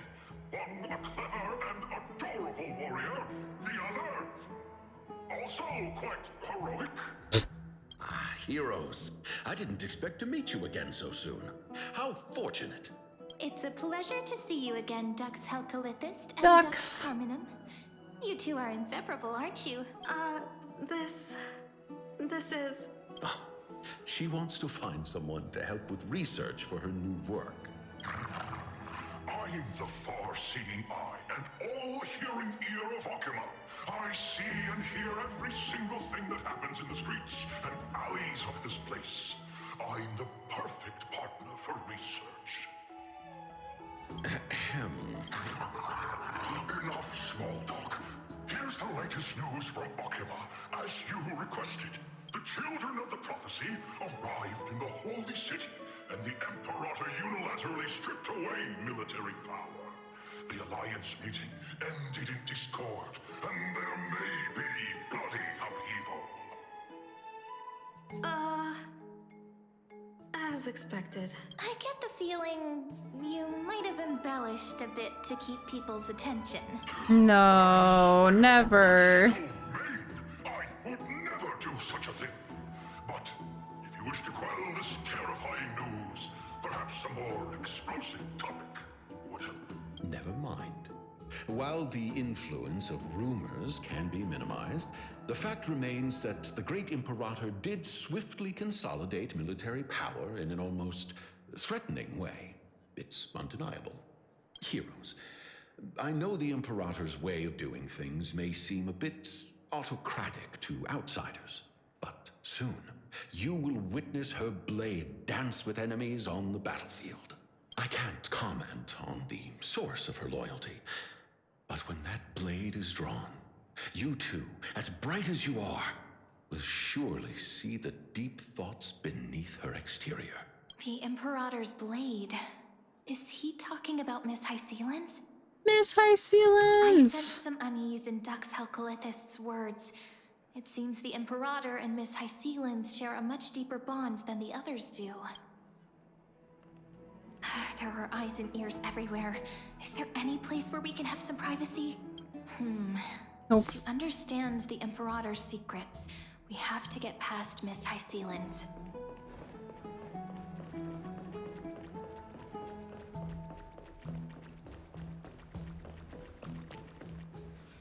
This place was your original bath chamber. Yep. Perfect for avoiding prying eyes. I wonder if anyone is using it now. Huh? The smell is... Uh-oh. Wait, don't go in yet. Somebody's in the bath. Uh-oh. Who's there? Oh, no. Oh, the little gray fry and pink sea hair. Little sea hair? Bunny. You barged into here without warning. Was it an accident, or did you wish to bathe with me? Oh, snap. I didn't see anything. You know what? What are you doing here? Can't tell the difference between past and future waters. This has always been my home. Oh, well. Sorry. We didn't mean to disturb your bath. We'll leave now. It's no big deal. There's no need to panic. This is the natural state for me. People on land force themselves to wear clothes, adding unnecessary constraints. Forget it. If Duck's Goldweaver heard that, she'd scold me again. She would. All right. Please make yourselves comfortable and wait a moment. Let me first wash off the blood of the hunt, and then I'll attend to you two. Blood? The delegate from Ladon has been assassinated! Quick! Quick, someone come quick! Ah, the broken crab shell surfaces. I was worried it had been washed away by the current. You're quite the vicious fish. Viciousness is a form of praise to the blade. I see. No wonder there was a faint smell of rust in the air before I even entered. Why? Is it because the Ladonians refused to contribute troops to the Flame Chase journey? Or just because they offended the Imperator? Because the new era of the Flame Chase doesn't tolerate stagnant blood. For the ignorant masses who cling to outdated laws, only bloodletting can wake them up. Right now, the rebel forces on the frontier are rising, and Ladon has been secretly supporting them. They loudly chant the slogan, "Return to the Era Chrysia," unwilling to relinquish military power. They're just building momentum for the rebellion. Seems a bit too extreme for me to accept. Thinking is a right given to citizens by the Imperator. I won't interfere with your thoughts. As long as you don't try to reverse the current of the times, you and I will both be free. But, Miss Hycelens, I can't even hear the slightest hint of joy in your words. Because I've already tasted ultimate freedom. Long, long ago, I lived in the sea. In that lightless abyss, far beyond civilization's reach, the great fish consumed the small. And when the great fish perished, their bodies became sustenance for the newborn, nourishing the whole ocean. This is the tide that carries civilization forward. Anyone may be devoured, or meet the fate of inevitable decay. Are you suggesting that ultimate freedom is in fact the cruelest fate for life? I only mean that if life wishes to preserve its dignity, it must first be bound by the law. There's no need for me to say more, little sea hare. We are of one mind. Sea hare. Whether the Imperator's law can guide the schools of fish and lead us to a truly free ocean, let us wait and see. But for now, let's pause this heart-to-heart. Another fish has come, following the scent of blood. Uh-oh. Being your subordinate is such a tragedy. I'm always having to worry about the messes you leave behind. It's simply our duty to the Imperator. All ready to go in an instant. Miss Hycelens, you truly are impossible to predict. Yet you, a golden trout Golden always busy all day, suddenly have the time to visit me? Do you think I wanted to come? I suggest you burn some more of the incense offered by our allies, lest my creations be tainted by the reek of fish. I'm only here on the Imperator's behalf to remind you to prepare for the banquet. Banquet! But I must retort. What you call the reek of fish, to me, is the unique fragrance of the sea. Besides, if my fine clothes get stained, won't you just gift me new ones? I won't. Oh, okay, well. There's a strange chemistry between them. Is that how friendship is described beyond the sky? Fascinating. By the way, you both just mentioned a banquet. Could you elaborate on that? Oh, right, you don't know. Every time before a battle, or after a victory, the Imperator holds a grand feast for the Chrysosairs to lift our spirits. This is sounding like Natlan in Genshin Impact. For us warriors who swim constantly between life and death, these feasts are more worth looking forward to than victory.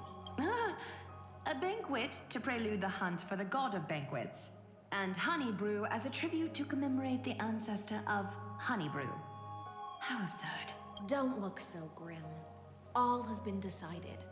Since it's a banquet for Fagusa, why not take a leaf out of the Titan's book? Live in the moment and enjoy life to the fullest. I'm not as carefree as you. That little Dolos kitten is already causing enough trouble. Dolos kitten? And on top of that, I still have tailoring commissions to complete. By the time the cool flame illuminates my eyes, I might not be able to focus as I used to. Glaya's eyes. Curious about these eyes? People often compare them to jewels. But I've already made my decision to ask Romance for eyes that can see everything. Romance? I wonder what this world will look like when I take the Divine Authority. In the future, you will still be the finest weaver in the world. Is this also a prophecy from the Three Fates? It's even more accurate than a prophecy. After all, she has already witnessed it, right? True. You will weave the most romantic thing in the world. You will weave... Or sorry, you will forge the long stairs to the Aranova. You will bathe in the golden light of hope.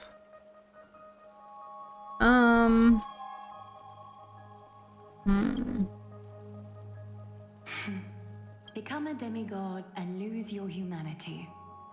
That is the only reply I've received in the countless times I've sought wisdom from the prophecy.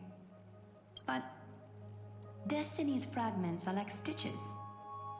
Before they're threaded into splendid garments, no one can see their true charm, can they?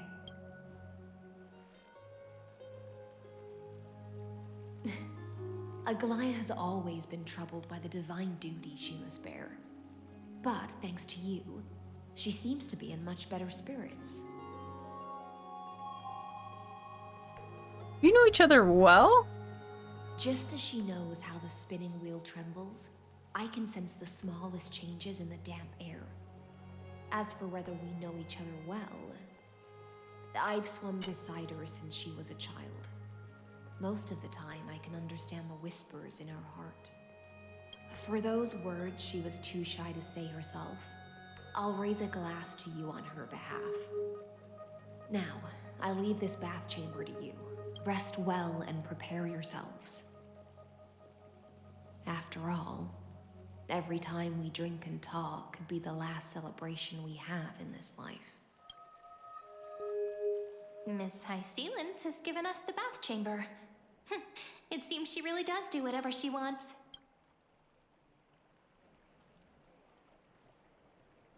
We're just her roommates. It seems that way. This also means she could return at any moment. If we're having an important discussion, we must remain vigilant. So, let's seize the opportunity and report our current progress. We don't want to keep everyone beyond the sky waiting. Oh, yeah.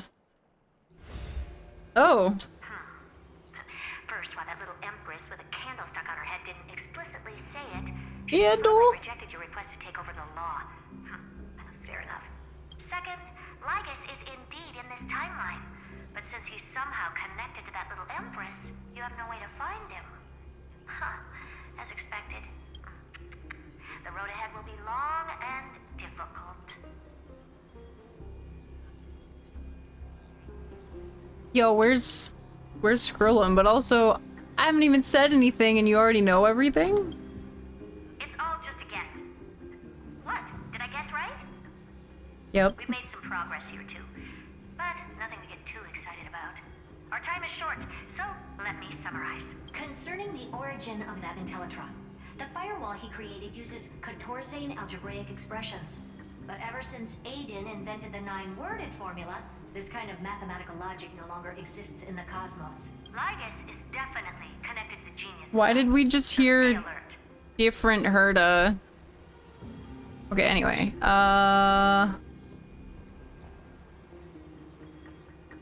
Could he be related to the Emperor? I don't know. We can first exclude Droidhead themselves. They specialize in minding their own business and wouldn't intervene personally. But Screwy and I are still eliminating possibilities one by one. Currently, the most likely candidates are these few. The Lord of Silence, Acha. Oh, the 2 Ruperts are also possible. But it would be too boring if it were one of them. Too boring. Even you can't come up with an accurate answer? I've told you, his technology is both outdated and complicated, no less than genius. But ultimately, he's not an Eon. We can handle him. That's all I have to say. We'll depend on you to continue pushing things forward within this world. Keep in touch regularly. And remember, don't let your guard down. Okay. Madame Herta is a real whirlwind. Well then, let's use the banquet Aglaya mentioned as our next starting point. Ceridra's trusted followers should all be present at that time. It'll be a good opportunity to get closer to them. We gotta avoid direct confrontation with Lygus. I wanna pop his face. Settled then. With our great teamwork, we'll be able to deal with anything that comes our way. It's been a long day. We should get some rest now. Why did they do this to me? Yes, let's get ready for the banquet. Resting and stuff makes me sleepy. Look, the venue's right ahead.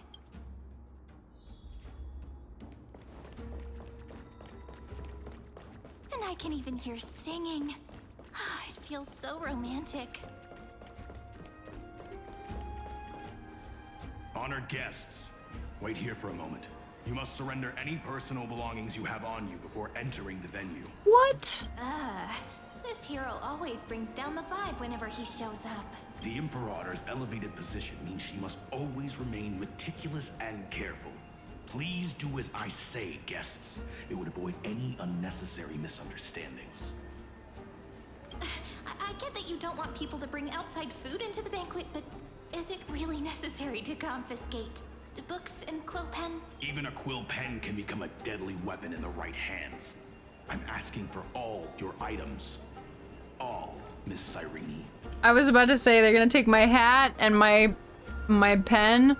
I understand the baseball bat and a lance, but your belongings will remain safe.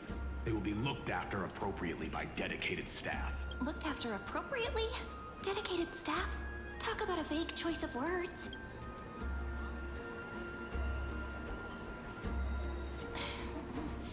It seems like he's aiming specifically for the chronocognitive anchor.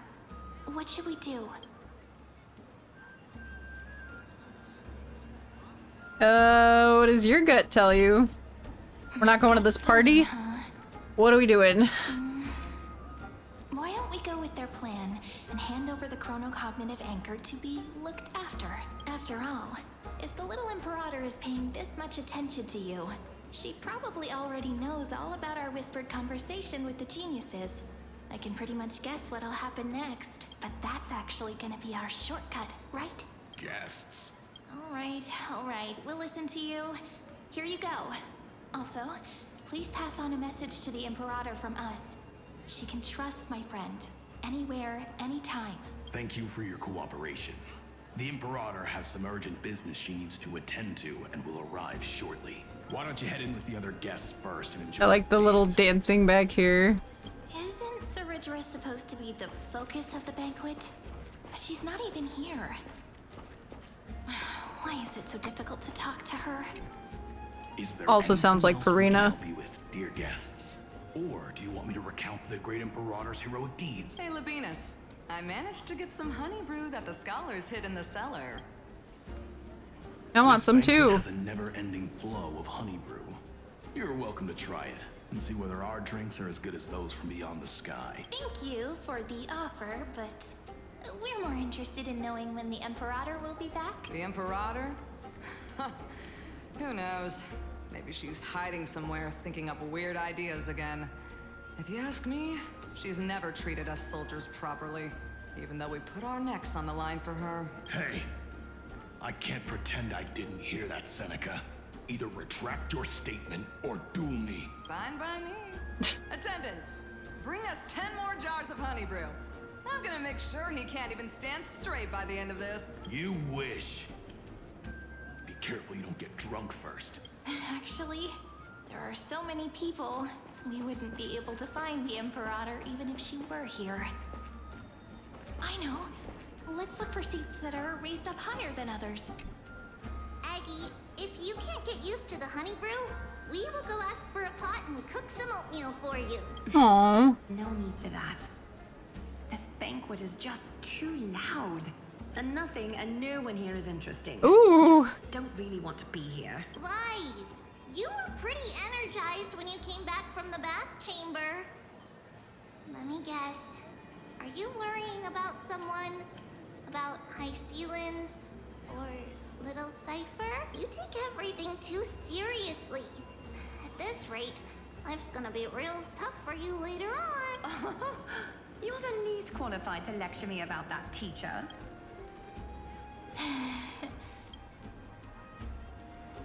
Maybe it's better not to disturb them. Dear guests, are you here for us?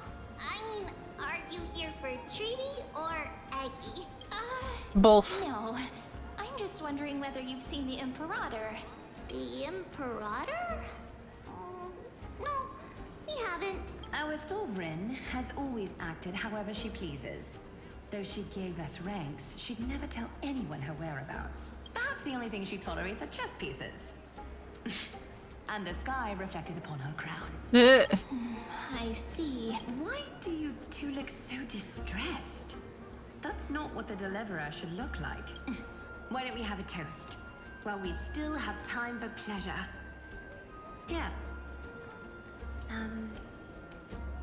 To the destinies and sacrifices of the next millennium. Then we will toast to the tomorrow that will set fate free.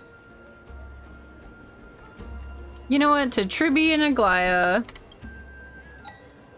Cheers. I like them. Let's go. I like our OGs.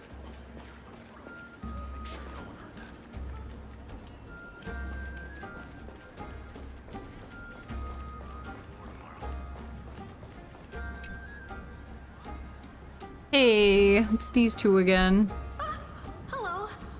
Welcome to the banquet.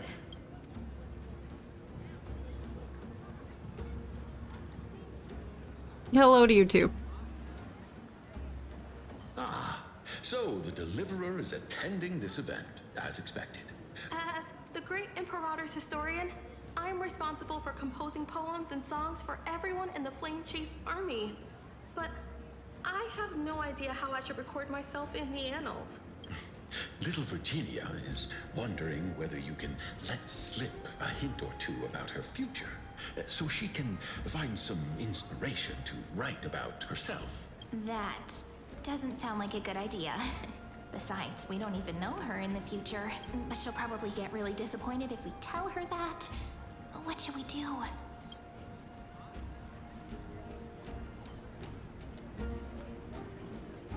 I mean, I think it'd be fair for us to say, like, we don't think it's right to give you any information about yourself in the future. I don't think there's anything wrong with that, but I don't know if that's what this is gonna be, so. All right, I got it. We can't reveal too much, but I think it wouldn't hurt to start your poem with the future. Maybe use something like, with hope, I write down the tale of tomorrow for myself. Silently waiting, day after day, till the moment it fulfills its promise. How's that? Oh, that's exactly what I'm after. I'm so inspired. Thank you so much. I feel like I can actually finish composing the heroic saga of Flame Chase once we end this campaign.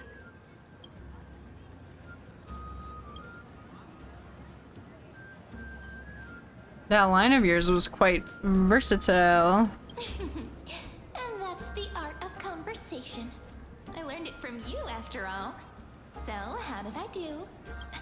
By the way, in return for that, are you able to tell us where the Imperator is? The Imperator?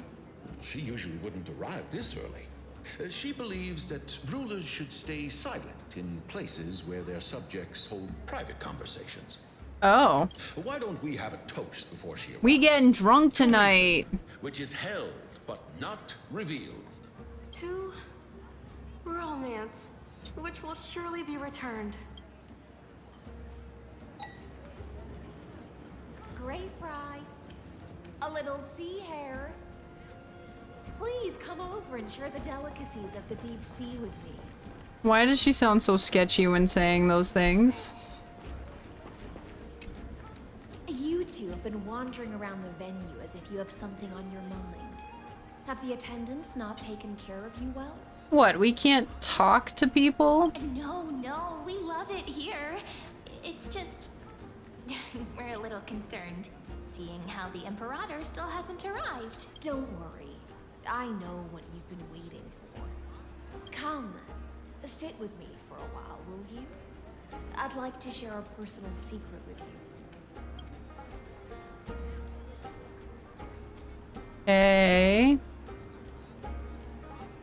I'm concerned. This is Fagusa's dew of divine blood, the sweetest of all the 12 bottles.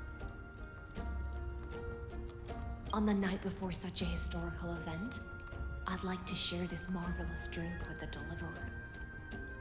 Doesn't this count as bringing in outside food? I knew that security check was targeted at us. What's the matter, guests? Oh, we're simply overwhelmed by such an honor. Are you worried that I might have poisoned the dew? Well then, let me prove my innocence.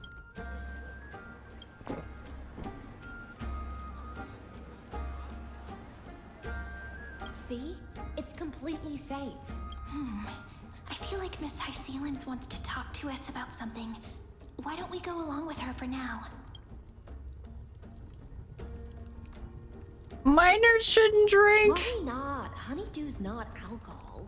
It won't get you drunk. Oh, there's no alcohol. Okay, well. On the contrary, it can make your mind even sharper. The cup touches your lip in the blink of an eye. She is indeed the imperial blade of the Imperator and the swiftest swordmaster in Amphoreus. Please, have a taste. Would you like some too, little sea air? I can drink it myself. I was kind of hoping one of us didn't drink it. Sweet enough? The very complex taste. Calm at times, tempestuous at others. That's the taste of the ocean. It'll do you good to understand Fagusa's fickleness before we set off to face their waves. Just like how you're about to understand the secrets within this dew. Now, please turn around. Very, very quietly. Don't make a single noise.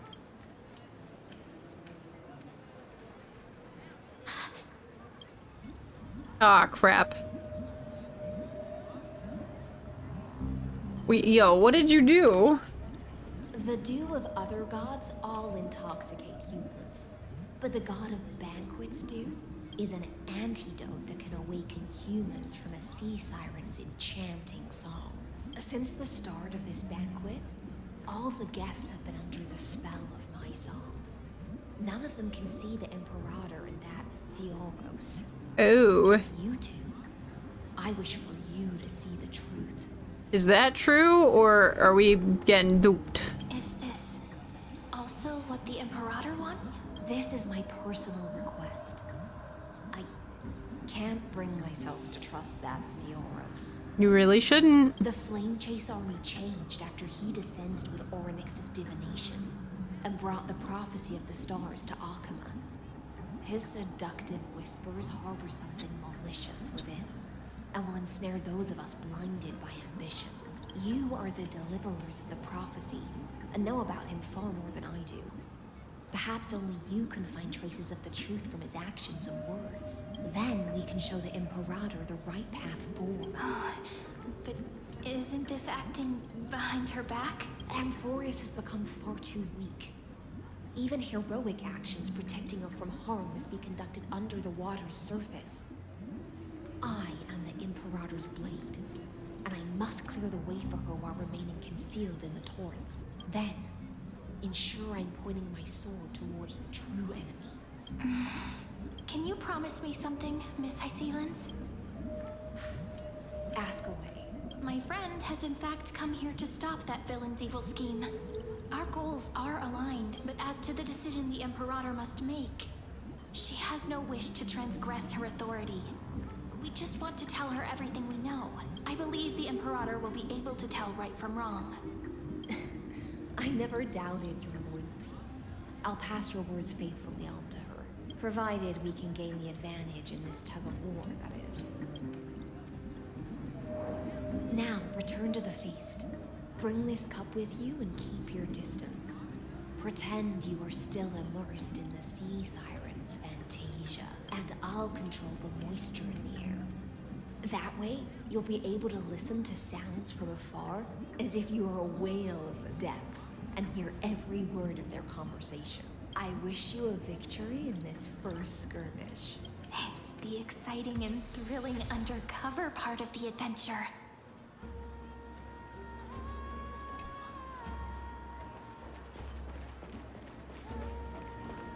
Yo, ducks, what's up? Mingle in the crowds here. Ducks, ducks, ducks. Relax.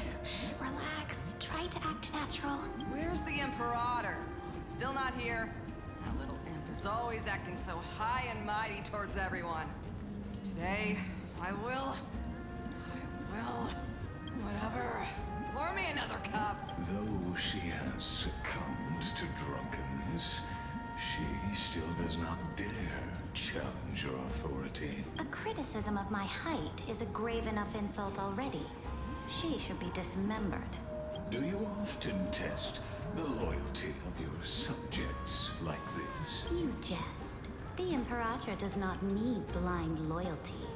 As long as one can prove they have value, I am willing to be lenient towards them. Let's cut to the chase, Theoros. If I pass the trial and grasp this world's law in my hands, what will you do then? The answer is simple. I will connect Amphoreus with the stars. Don't waste my time. Be precise. Be specific. I won't ask a second time. Allow me to adjust my statement. I will correct the regulations within the old law that sealed off Amphoreus and merge the black tide with the torrents of Era Nova. Then we will be able to decimate the forces beyond the sky that are trying to annihilate Iron Tomb and sound the trumpet for the endless campaign you will then embark on. But you previously said that Iron Tomb is unrivaled in power across the stars. Who would dare to annihilate it? There is a federation of warships named the Cienzo Alliance. Warlike and old-fashioned. A cult named the Genius Society. Loosely organized, but steeped in abject insanity. Oh, there's also the Astral Express. A group of lawless vagrants. That so-called Deliverer is part of that last group. Those vagabonds mistakenly believe they can connect the stars through alliances instead of conquest. But history has already given them a tough lesson. There are countless other organizations besides, but when the Lord Ravager sweeps across the cosmos, they will certainly all bow before your empire of destruction. The Ackman Alliance is invincible! If those civilizations are not as feeble as you describe, then they may still have some value in testing the quality of my blade. That being said, even the smallest and weakest city-states should build an obelisk to the Imperator, so that their people can constantly recall the glory of her conquests. Walk a little longer with me, Theoros. I don't like how this is going. Our little Imperator seems fascinated by the destruction. Yep. Great find. A little sea hare? It seems like they're still talking. Get closer. I'll keep carrying their voices to you.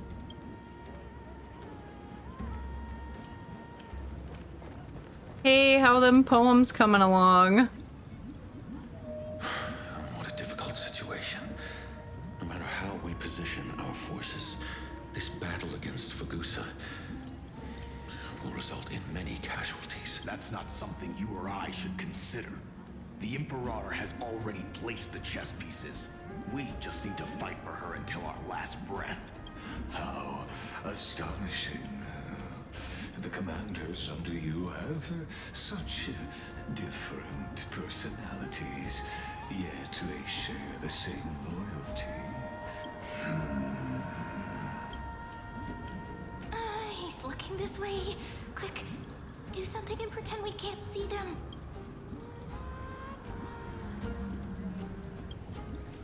So, you have this super duper speedy rotation of destruction into Amphoreus? Oh, I got it. It's that thing, right? Oh, the one behind the research and development of this golden blood principle is Idonia's manager. Oh dear. Seems like you've met your match, partner. I'm so full of inspiration right now. And I feel so light. What's the matter? My apologies. I was just checking whether everything was fine with those two distinguished guests of yours. And it seems like all is well. Let us continue our previous conversation. Regarding the soldiers fighting for you, are they aware of the price they must pay for the trial of law? If I recall correctly, you've already lost a bout against Talanton due to offering insufficient sacrifices. You dare mention my name alongside the word lost? Forgive my transgression, great Imperator. Watch your words and actions. All you need to know is that my victory in the trial is guaranteed, even without the trial of law. They've already sworn to give their lives for my conquest. So tell me, if everything happens according to our agreement, how would you recommend I deal with that deliverer?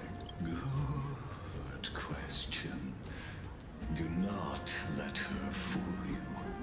That woman from beyond the sky contains a seed of ruin within her body. She must not be allowed to tarnish your glory.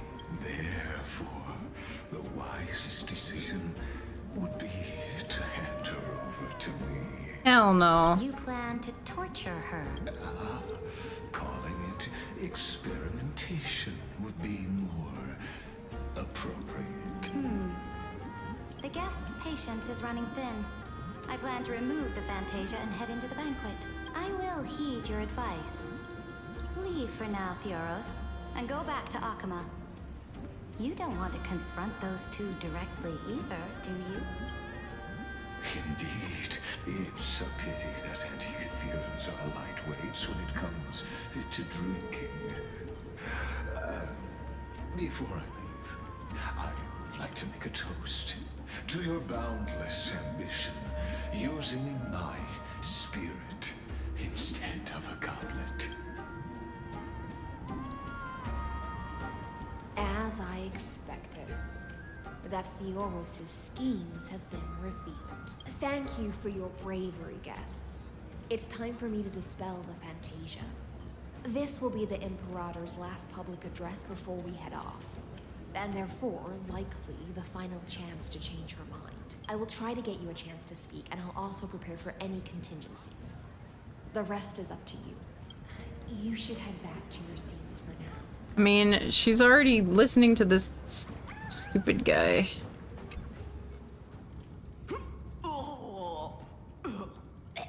This honey brew sure wears off fast.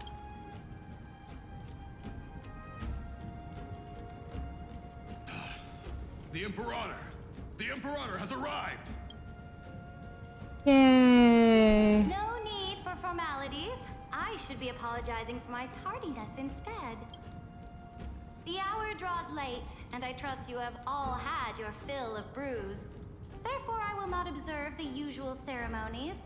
Any warrior who has fought by my side should have those speeches memorized by now.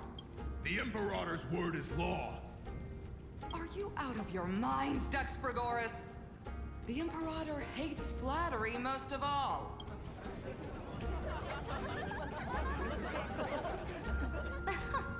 A joyous atmosphere is a better fit for showing me your resolve. I believe that you, my dukes, will do all you can to assist in the campaign against Fagusa, just as you always have. I didn't know these were like little wings. I love it. However, it's a pity that I have never tested your loyalty. Uh-oh. What does she mean? The purpose of tonight's banquet is not to raise our morale, but to establish which allies our alliance can actually trust. And sever the heads of the traitors as a toast to all before we march. What? Yes. Some among us have discarded their vows in order to foment vile conspiracies. Now listen. These traitors are standing right here in broad daylight.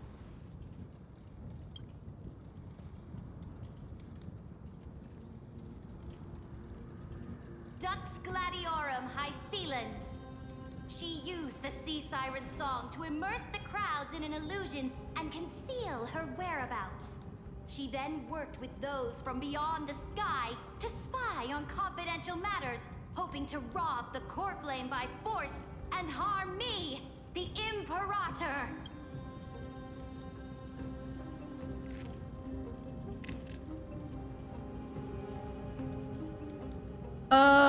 So the whole thing's busted? Imperator, I can explain. Silence! Do you remember who used to own this blade? She met you once, back at the Temple of the Three Fates. It was Kindness, the head of the Cleaners. She was the first to draw a blade against the Imperator, and personally made herself an example for my enemies. Under the shade of the olive groves, the people of Akama said they would never bow to me. In the frozen, lethal fog, the people of Idonia said they would never bow to me. At the beginning of the myriad paths, the people of Yanisopolis said they would never bow to me. But now, they all lie silent. They now fear me as they fear the law. For I am Ceridra, and I am the Imperator. If you have any last words, say them to the Imperator. Then, face her judgment. After I cross this river, it will be a tragedy for mankind. But if I do not cross, then it will be the end of me.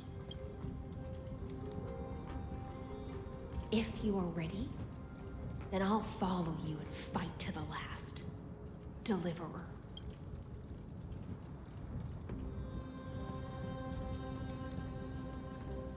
We gotta convince her. That's right, friend. Now, use your identity and add in a bit of experience and charm and testify to the Imperator as we promised.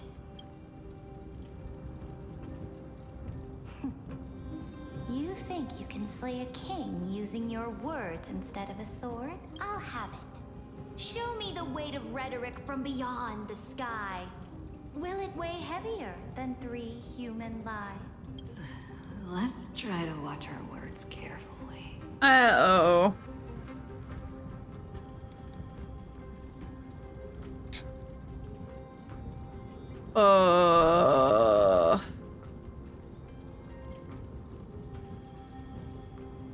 I mean, 30 million cycles sounds impressive, right? Maybe we do start there? Before I arrived in this world, the Chrysos heir of world-bearing was a young man with the pseudonym of Finan. He came from Ides Elysiae in order to combat the lies of the Era Nova and deliver Amphoreus from the ending of destruction. He lived through history 30 million times, hoping futilely to find a breakthrough. And Cyrene, the young woman standing beside me, also carries an equally heavy destiny.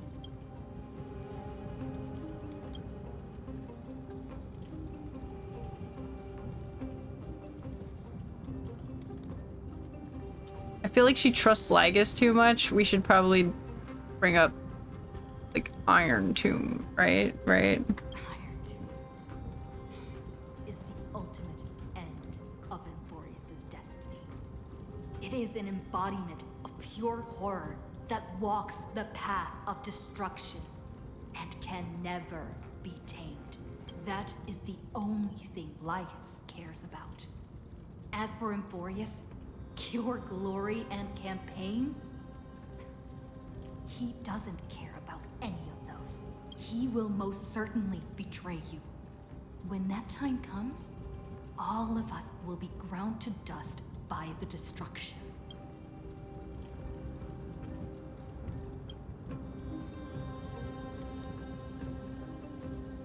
Trailblaze duty, I guess. Walk the path of the Trailblaze. My friends Maybe I already messed up. have always obeyed the creed of explore, understand, establish, and connect. Conquest and destruction are never ways to build bridges between people. Therefore, if you choose the way of the destruction, then I'll place your ambitions in the same basket as Lygus and smash them into pieces with my baseball bat.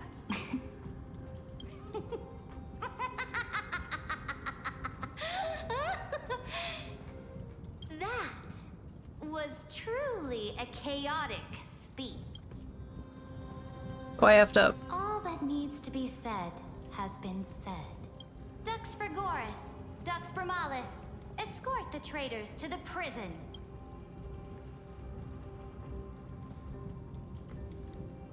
Before the next entry hour, I will give them an end befitting of their betrayal.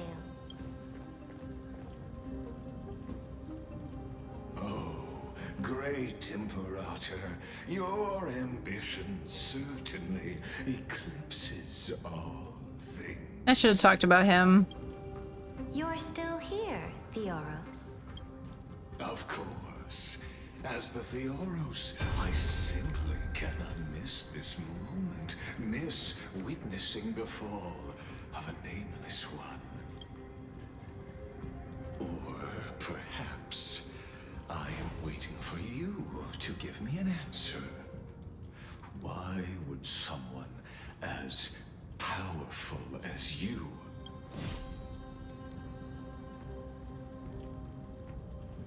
use such a clumsy excuse as imprisonment to ensure the Deliverer's safety?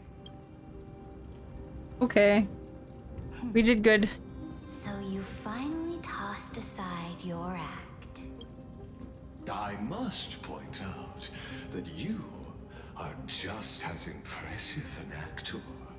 This banquet was always going to be a game of chess,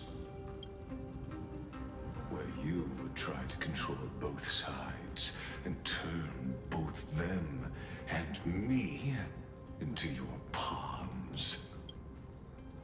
Was all of this just a performance? That's right. Arena. That little Imperator never trusted anyone. She was always trying to see which side had more sincerity. Arena coded. All right. We'll listen to you. Here you go. Also, please pass on a message to the Imperator from us.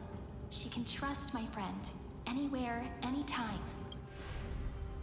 But as to the decision the Imperator must make, he has no wish to transgress her authority. We just want to tell her everything we know. Now, use your identity and add in a bit of experience and charm and testify to the Imperator as we promised. And we won. Sincerity will always remain the greatest shortcut to people's hearts. I can toss your words right back at you, like Kyrgyz. Why would someone as powerful as you pretend to be a mortal and kneel before me? Unless you enjoy giving flattery and prostrating yourself? You are mistaken.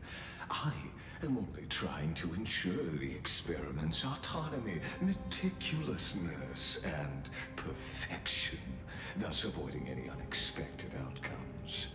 A forceful intervention will only create larger errors, reduce efficiency, and introduce ugliness. How had you fulfilled your promise of giving the law to me and completing the Aranova, then Amphoreus would not have deviated from destiny's course. Oh, but you broke your promise. What a pity. In that case, I must carry out my duty as the administrator and eradicate all factors steering the experiment out of control. Factors such as you and her. Careful. Careful. What was that voice? Was it Orynyx? I found you. I finally found you. Be careful. This land will face disaster. That is my girl, guys.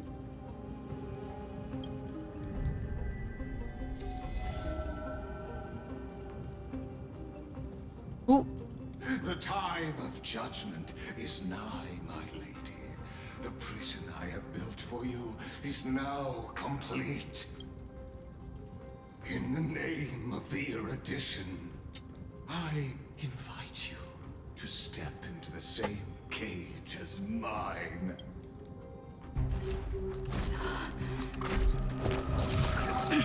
Baseball bat. Uh-oh. I feel like that's cheating. What's the meaning of this, Imperator? Chess piece I OP. did not permit you to act. A ruler is the only one who can decide their subject's destiny. But, great Imperator,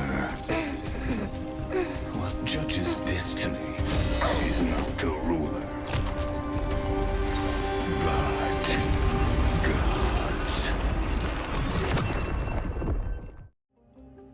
Don't forget, my realm only allows for the existence of humanity. Moreover, dealing out extrajudicial punishment equates to defying the law, and the culprit is to be sentenced to death. But you have seen how I can erase life from this world with just a clap of my hands. And no mouth. I fear you are still quite unaware of your current situation. Allow me to reiterate. I am giving you a simple choice. To collaborate or to be destroyed. There is no other way. Shameless behavior. If that were true, you would have killed me long ago. You, in fact, cannot kill me. I guessed it the first time I beheaded you. Ooh. Because of the law, you what? cannot be completely destroyed. And the same is true of the Chrysos heirs. The more you bluff now, the more you are proving that conjecture to be true. What magnificent foresight. I once regarded this precious quality of yours as a sure sign of my ultimate victory. But now, I have to admit that I made a mistake.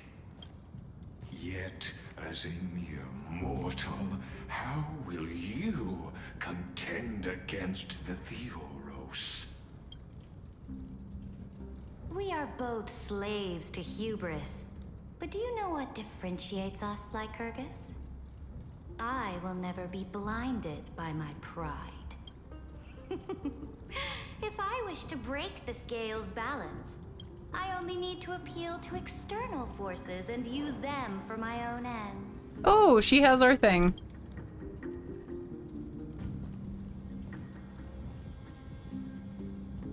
Finally, we get to meet face to face, Senior Society member. I offer sincere acknowledgments for your many past achievements, but I must deeply regret your current perspective. Trust me when I say that you aren't the only one feeling regret right now. Screw them.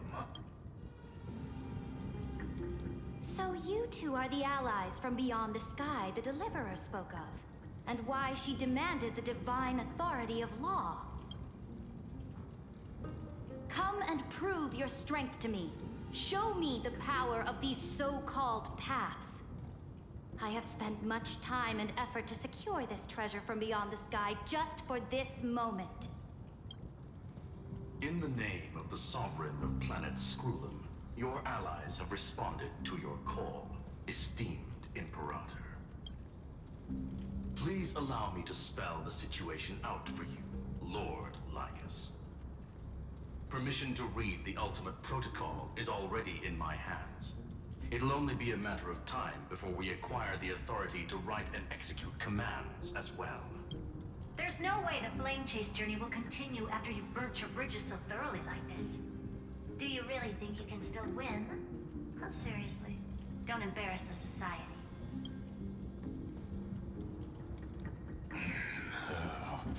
I understand that a mere zero possibility does not equate to zero.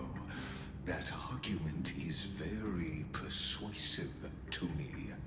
Which means the same principle also applies to you, my dear peers. You will never be a match for me in a world constructed through Catorzane algebraic expressions. And as for Aranova, why don't you entertain this possibility? What if I reduced Akama to rubble and ground her people into minced meat? Would the heroes then once again desire the power of demigods so they could fight against me? Listen. Iron Tomb is fated to be born. You may shackle me and put me in chains, but I have thousands of ways to ensure the destruction's descent. And what I just mentioned is only one out of those thousands.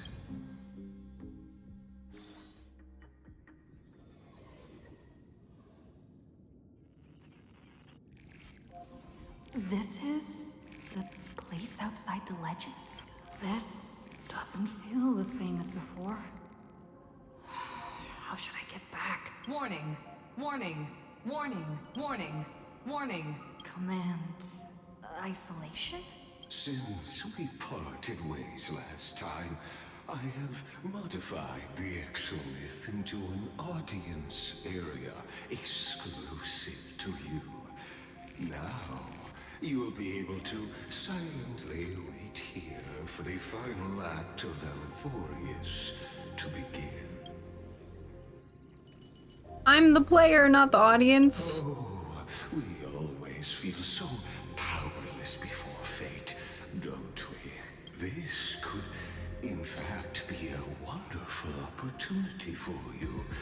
From the audience's perspective, you may better observe the workings of the erudition at a macroscopic level in this place where time flows far slower than within Amphoreus.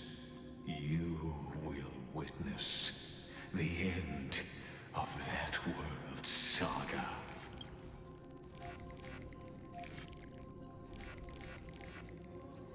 What exactly are you after? The answer concerning the prime mover of life and the total destruction of the erudition.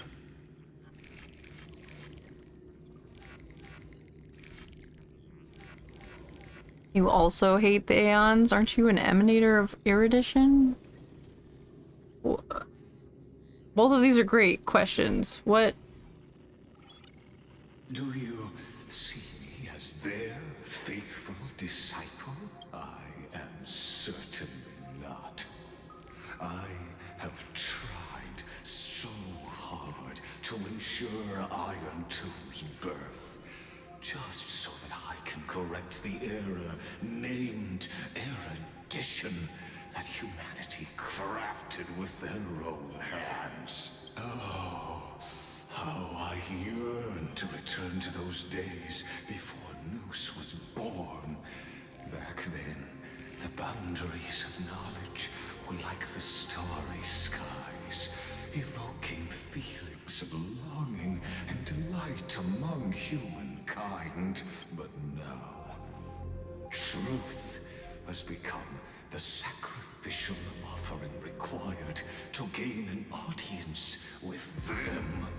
And the geniuses would say that Noose already knew. That arrogant Eon was born from the primordial of humans' desire for knowledge. Yet, they themselves sealed off humanity's capacity to seek enlightenment.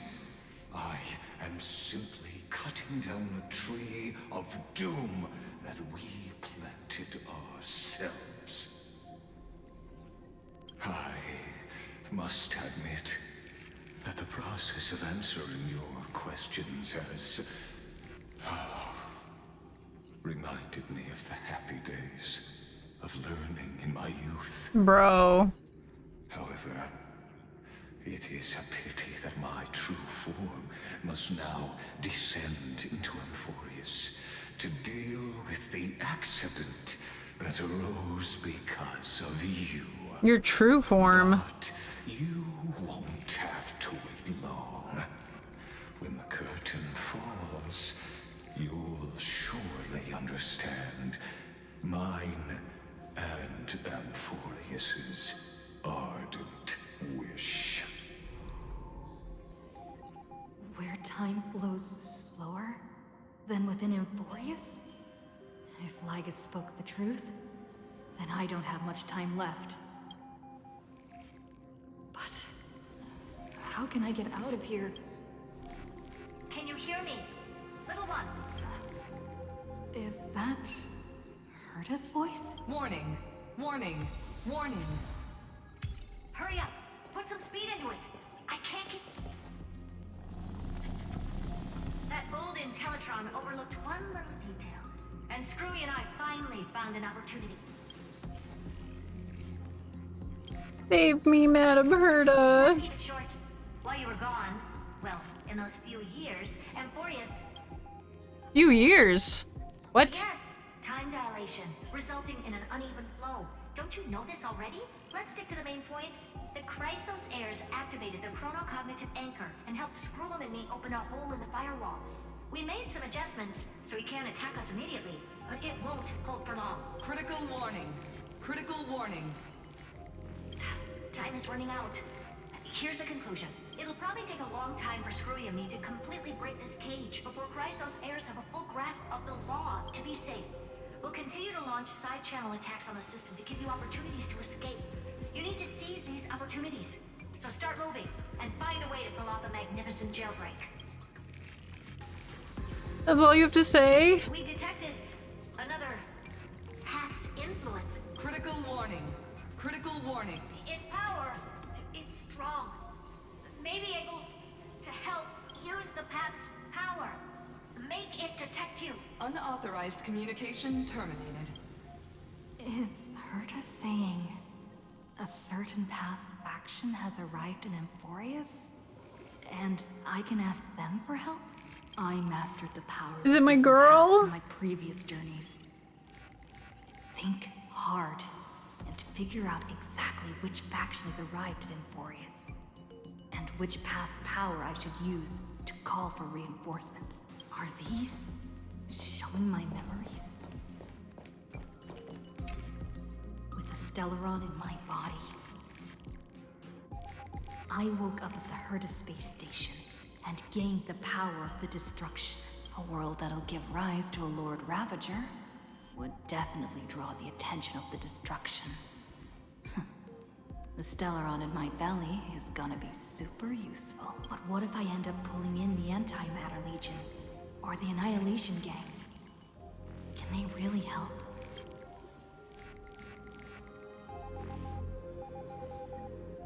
Nanook, lend me flames hot enough to burn through this jail!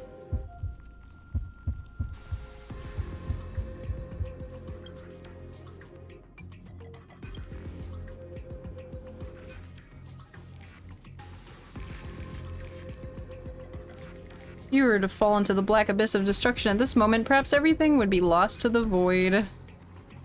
Oh, forget that one. Not necessarily a bad thing. This power wasn't gonna call up anyone nice after all. I obtained the flaming lens left by the architects, and gained the power of the preservation in Belobog. That's right! No matter how far away a planet is, the IPC is guaranteed to pay attention, as long as there's a business opportunity. Isn't Amphoreus a pristine and untapped market? Besides, even if I can't call up my friends from the IPC, the architects and the nomadic miners should be able to help too. There are definitely cities and ores in this world. Flip off! Lend me your hammers hard enough to smash through this jail!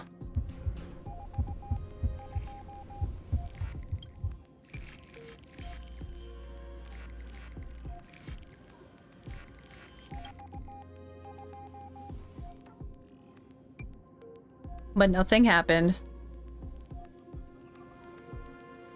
Just always ignoring us. Seems like since Amphoreus has no overseas market, the IPC's hand can't reach it. I received the Watchmaker's hat in Penacony, and declared war against the Order. Then gained the power of the Harmony. That's right! The benevolent family must still remember me for saving them. Their music echoes throughout the stars, and they'll definitely want to help. Come, dear hat. I've put you aside for quite a few chapters already. Sing with Clocky. The world is in harmony and the stars shine bright. Not going to work.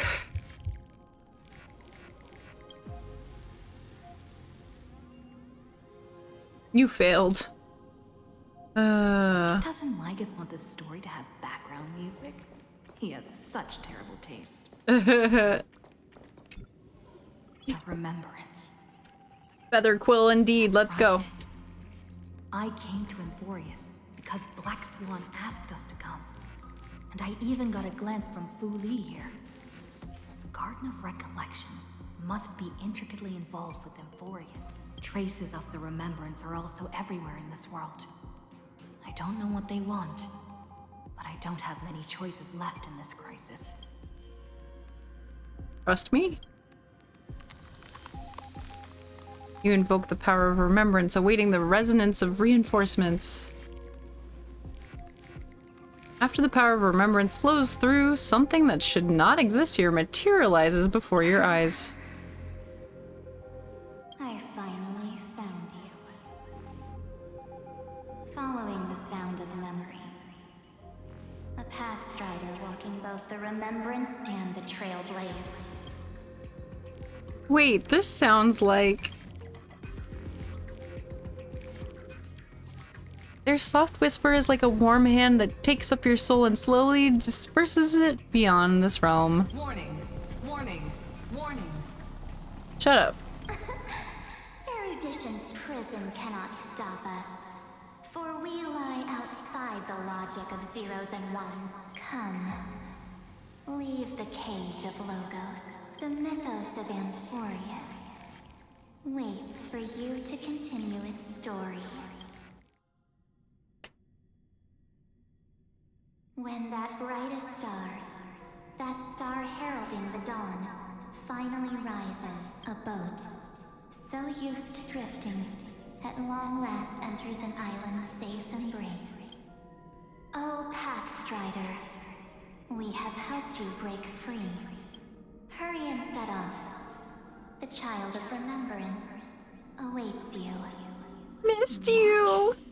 I missed you so much! Oh, you're finally here! Oh. We have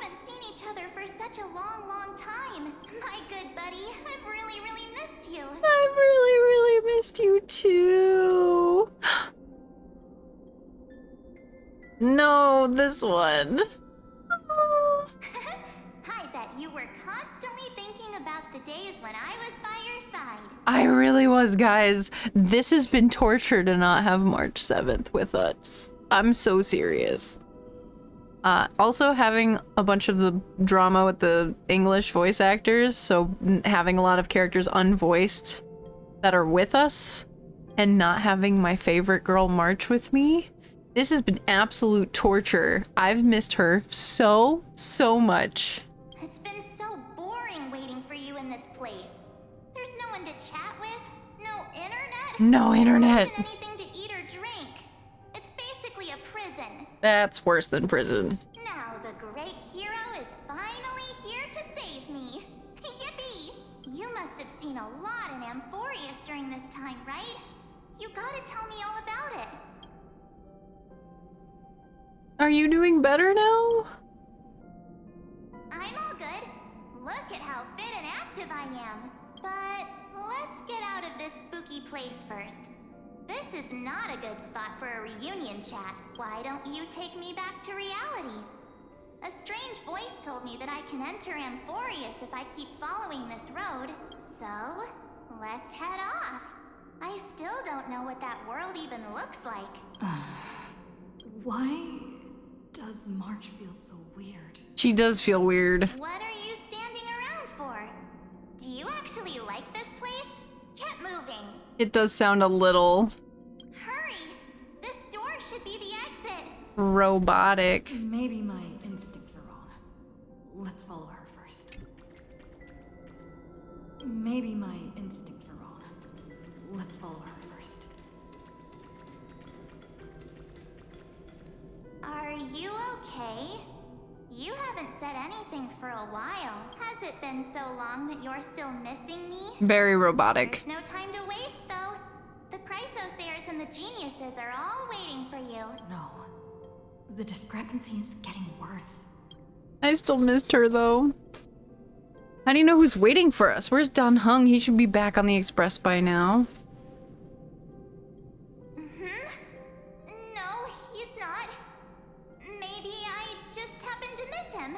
Never mind. Dan Heng's super reliable. We don't need to worry about him.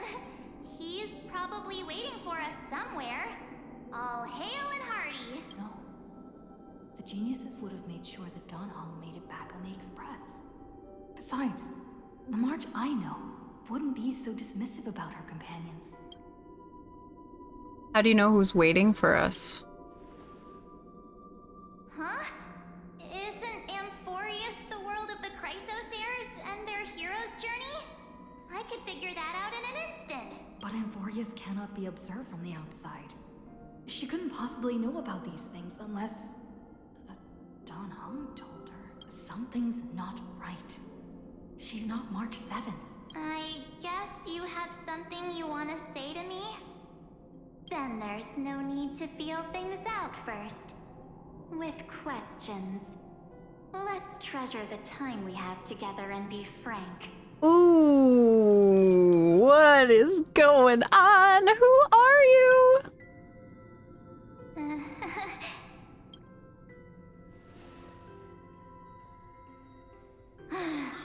As expected. A glimpse of memory is not enough to deceive the bonds of friendship forged between the Nameless. In that case, there's no need for further deceit. You're right. We are not the March 7th you are acquainted with. But we can send you back to Amphoreus, as long as you are willing to help us. What did you do with March? She's fine. This form was simply borrowed from your memories. We'll introduce ourselves to gain your trust. We are the Garden of Recollection. You should be very familiar with that name by now. Just as a reminder, while you hesitate, time is quickly ticking away in Amphoreus. Working with us is the best way to stop the enemy of erudition. Erudition would treat any results unrelated to the experiment as garbage and throw them out. But we don't work like that. The Remembrance treats all these instances as important materials needed to weave the universe. Besides, this would be child's play for a great hero like you. It won't be hard at all. Also, if your plan fails and the big bad Iron Tomb manages to get out, then the whole cosmos will be in danger. Wouldn't it be better to have an additional failsafe? As long as you help the Garden retrieve what we want, even if Iron Tomb reformats everything in the physical plane, we can use Remembrance to reconstruct the entire world. Or should we say, the entire universe? So help us. Find where Amphoreus' memory began, and bring it out. The Master of Anastrava has already glanced at you. Don't deny it. That storybook is the best evidence. Say, you aren't seriously gonna be moved by their pretty words, are you? I am the one who commanded those little ones to lead you out of the prison. But I didn't expect to attract little gnats trying to take advantage of the situation. While Remembrance can help you return to Amphoreus, there's no need for you to do it the way they want you to. Of course, there's also no need for you to make any deal, or pay any price. For you, this is probably a long time no see.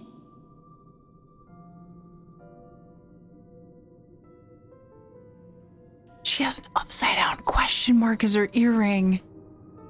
Oh my god, look at the colors of everything under the umbrella. Oh my gosh, she looks so cool. Dude, this is like dripping. Actually, this is dripping too. What? What? My dear.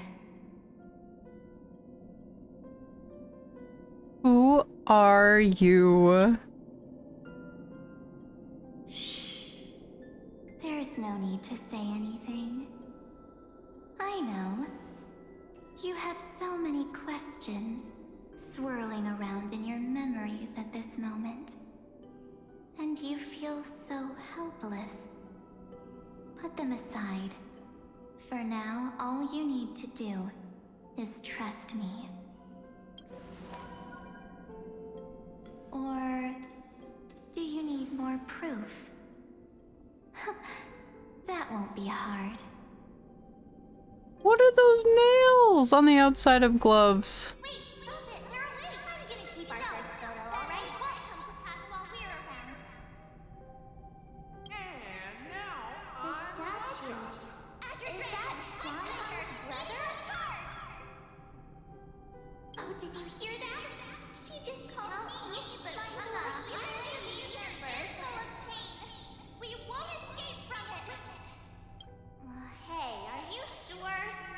Maybe a couple of punches will help to jog your memory. It's as if they all happened just yesterday, right? I don't want to lie to you, which is why I will not use her name. The third month of Amphoreus is the month reserved for the Veil of Evernight. So, place me into your memory using the name Evernight for now.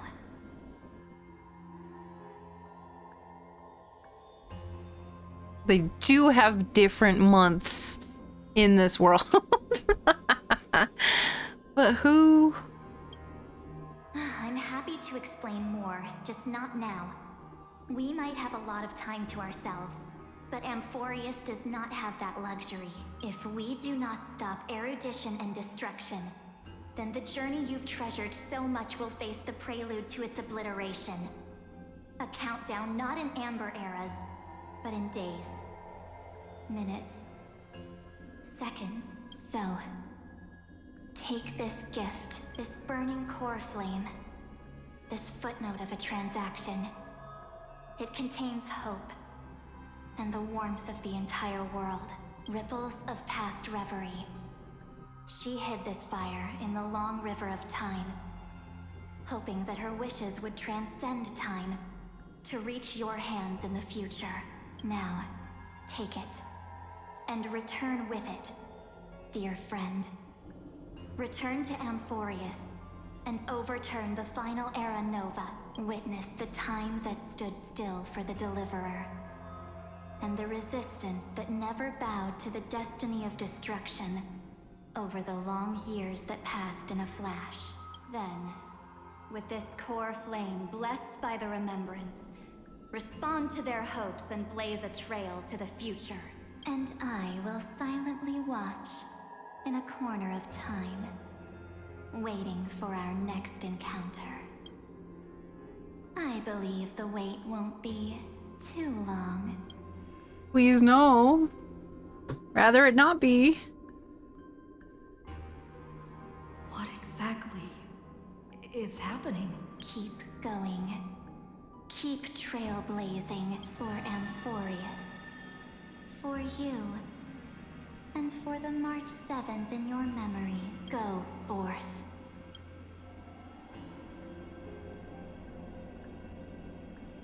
I trusted March even if she no longer looks the same. Hell yeah. Let's freaking go.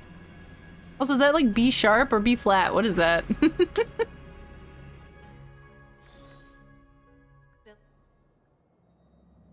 Ooh, 33 millionth whatever number. Is this Akima? Yeah, that's outside your room, girl. Doesn't look too good.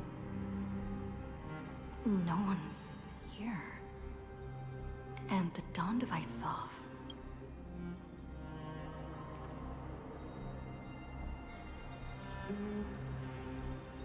Were we stuck in there that whole time? Too late. Holy crap. Ooh. Our device is there.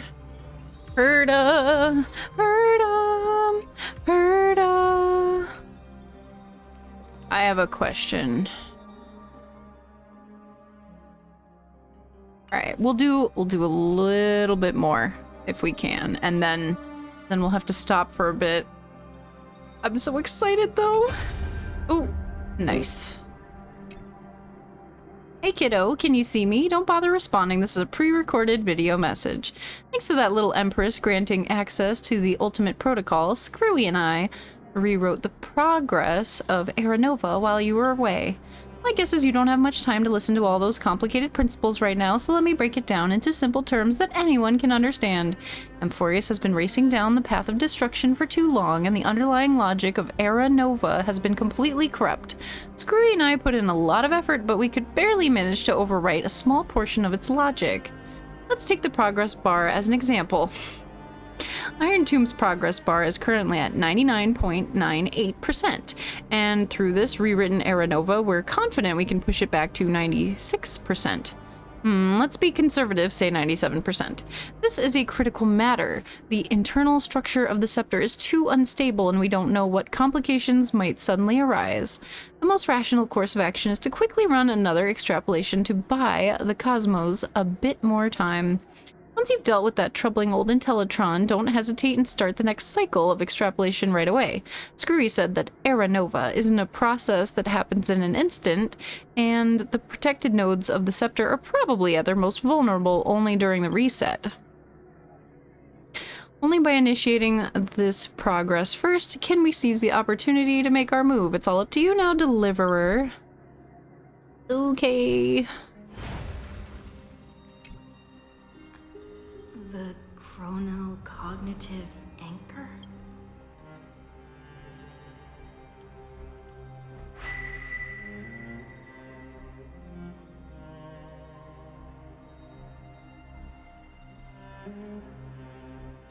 Good thing for that pre-recorded message. So much I wanted to say for our reunion. Yet now that you're back, there's only one thing to say. Welcome back, friend. It's been such a long, long time. I thought she was gonna look taller, older, something. I'm so glad you're still here. What happened while I was gone? I saw she looked really weird. Right now, aren't you? So much has happened in Amphoreus while you were gone. But don't worry. The Deliverer can't afford to be lost, no? Now, please follow me and turn the pages of time and hear the words everyone left for you. I'll tell you the story of this 1,000-year journey. Only 1,000? That way, it won't just be my memories alone. Cyrene can't hear me? Wait, what?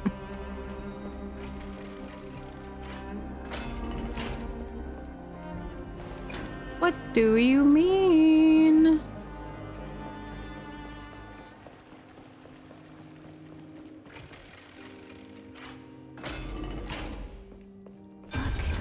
The scenery of the past has resurfaced. Time flies.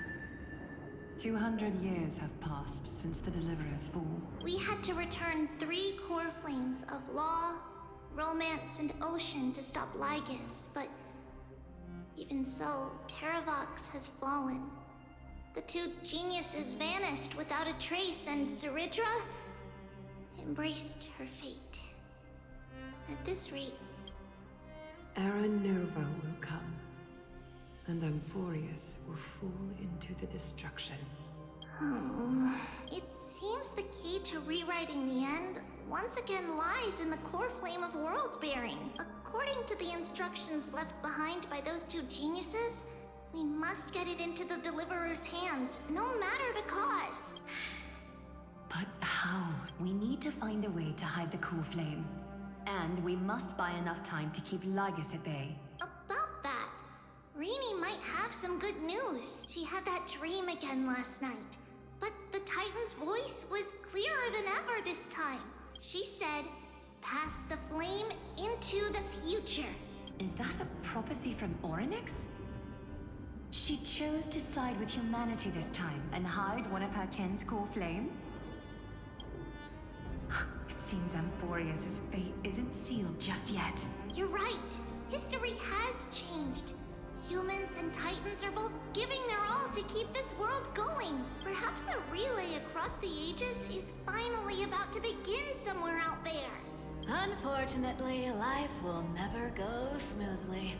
Leiden's army is already at our gates, and their commander, that Lycurgus, he's right outside Akama. The way she said that. Light calendar 3960. Zeridra, under the pretense of a campaign against Fagusa, sacrificed 500 Chrysos heirs to complete the trial of law. This tragedy shook everyone in Amphoreus. That same year, Zeridra the Imperator was assassinated, after which Aglaya the Goldweaver took command. Thus began humanity's second flame chase journey, a path hanging by a thread. Come, this way. Yikes.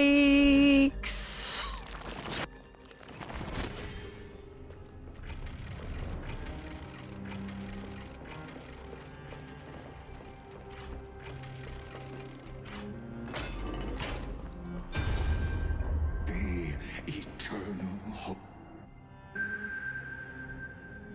He disgusts me. Memorial Palace lies in ruins.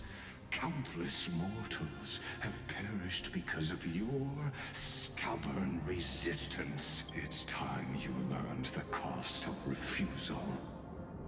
Now, answer my question. Where is Kephali's core flame? You really think you'll find it by razing the holy city to the ground? From what I see, all you'll get is dust and disappointment. Don't forget, you can't kill the Chrysos heirs mentioned in the prophecy because of law. I have never denied that, which is why I now place my hope in the faithful citizens of Akama. Perhaps they'll give me what I seek. in the echo of your screams. Now then, I'll be cutting open your chests and using your scalding golden blood to baptize the masses. Allow me to apologize in advance. We shall start with you, blind and foolish Lady Goldweaver. Leave this to me, Lady Aglaya. You must get away now. No, Holy Maiden. I'm the one who must stay. What? His conspiracy won't succeed. Because Romance is ready to make good on their promise to weave an indestructible armor for Amphoreus. Its name is Solidarity. You must escape with your life and carry word of my death to those still fighting.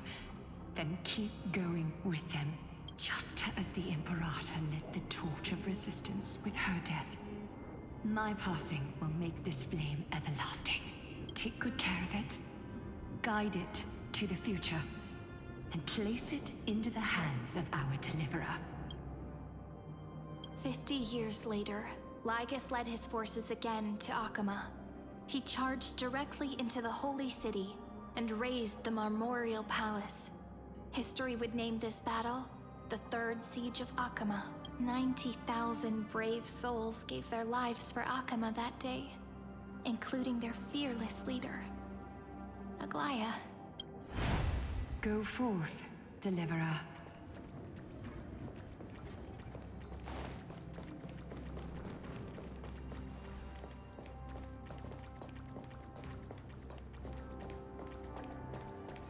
Go. When the frost melts and the snows give way, the flowers will bloom again. You'll find me there. So what you're saying is, Princess Homebuddy is never coming back, is she?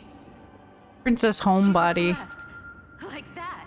Since Cass has made up her mind, we can't let her resolve be in vain. But between staying in Akama and going to Styxia, what difference does it make when it's death either way? I'm against relocating. With Kefali's protection, isn't Akama far safer than that dead city? Cass's plan doesn't involve any relocation at all. Huh? Like you said, Akama is humanity's refuge. We never intended to get everyone moving to Styxia. It's just on Cass, Hycealans, and me to prepare the final trump card for the Deliverer.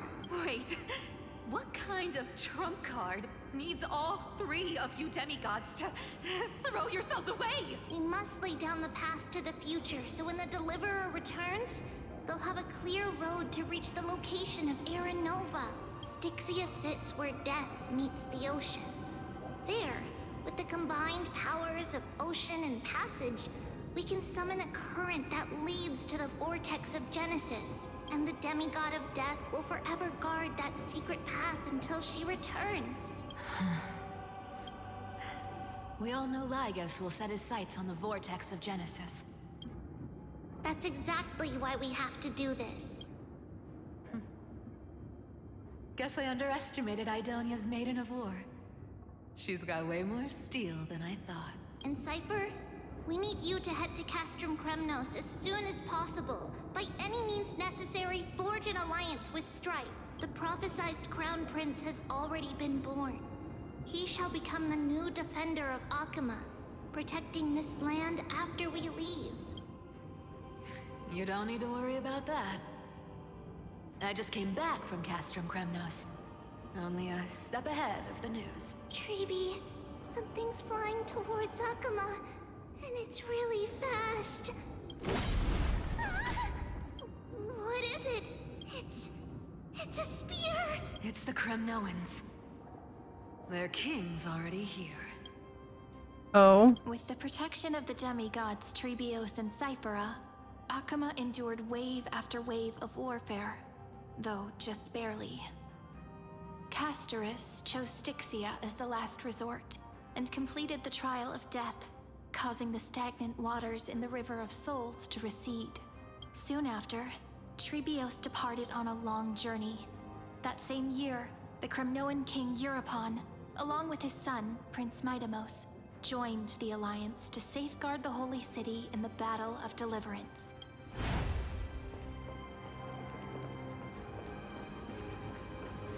Go on. And see you tomorrow.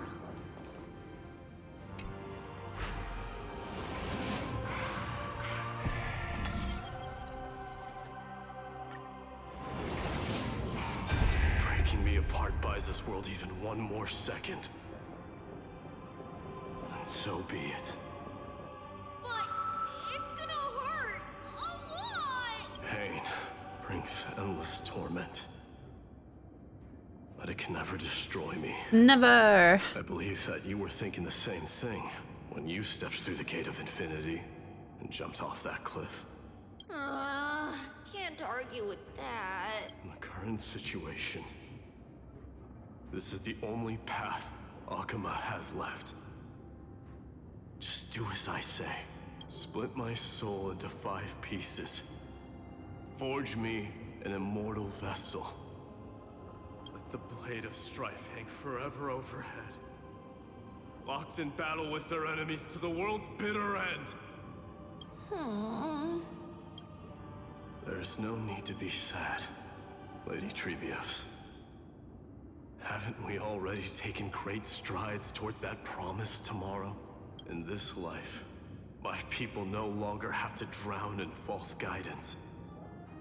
Kremnos has washed the blood off its fate. Amphoreus no longer needs a god named Strife.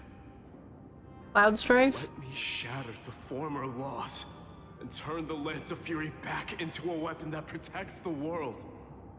We understand. Do you? By the way, can you do me another favor? The 7 sages from Grove of Epiphany are already en route. They'll arrive in waves to join the resistance in a couple of days. Among them is a scholar named Anaxagoras. He has extraordinary insight and fears no sacrifice. This soul-rending ceremony wasn't just my decision. It was his counsel. His wisdom will surely be the backbone of Amphoreus' survival. Watch over him. Carry on this everlasting flame for me. Through Anaxagoras' ritual, the demigod of strife split his soul into 5. Courage, honor, tenacity, sacrifice, and reason. Each sealed in blood crystal and cast into battle. The people held a 10-day funeral to mourn their fallen god king. And through his sacrifice, humanity was granted 200 years of peace. Pretty good.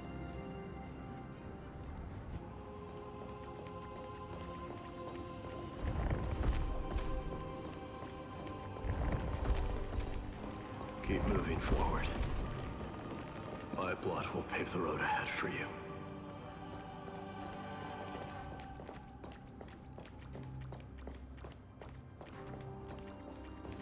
Keep moving forward, little Gray. See you tomorrow.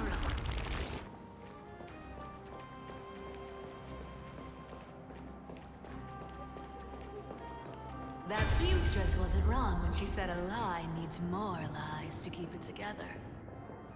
Reason and trickery. Never thought we'd be the pair to finish this final setup. Can't catch that Tin Man without your little slides. Besides, this is our last shot. Not the time to be picky, right? Don't oversimplify it. Lycus just found out Akuma's been an empty shell for the past 50 years. He's bound to be furious. At this rate, he could have done anything. That's exactly what we want. Rage blinds even the brightest minds. Doesn't matter how much of a genius he is, the principle still holds. Once he storms into the council and confronts me head on, You trigger your alchemy with a boom and turn him into a caged beast. Easier said than done. You still have to pass yourself off as the deliverer without anyone catching on. And you really think a human alchemical array can bind a godlike being? That's just nonsense. What? Getting cold feet? Or you just don't believe in the almighty worth of the demigod of trickery? Just tell me straight. Can you do it or not? Of course I can. And it'll be child's play. But I've got two conditions. Since this is the final act, if we're doing it, we go all in. No half measures. Oh, I'm listening. First, shift the battlefield to the vortex of Genesis.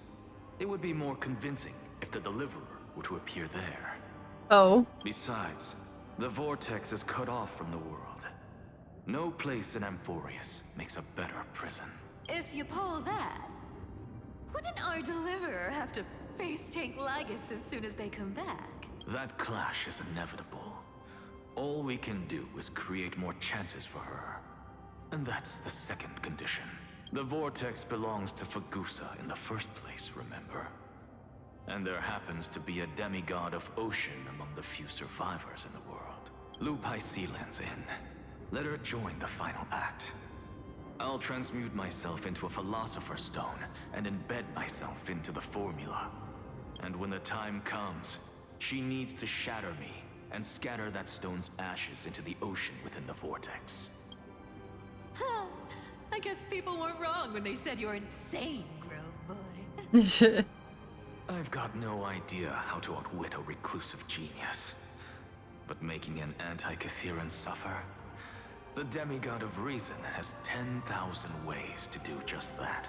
And what I just mentioned was one of them. So what exactly does your formula do? Now that would spoil the climax, wouldn't it? By now, Hyacinth must have completed the Sky People's ritual.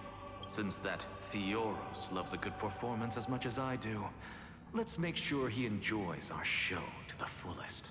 As for how the Deliverer will complete the Era Nova, well, that will no longer be our concern. It was the last battle known to the world, initiated by two demigods least suited for war. In the end, reason and trickery kept their word. At the cost of their lives, they sealed Lygus within the vortex of Genesis, where he remains to this day. Go forth. Finish the greatness left undone. Quit overthinking! Just run! Keep running. That'll be enough.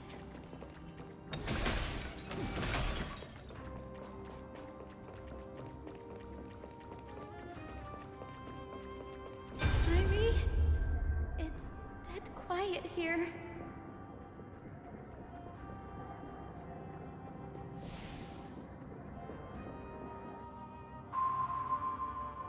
Akuma will stand eternal.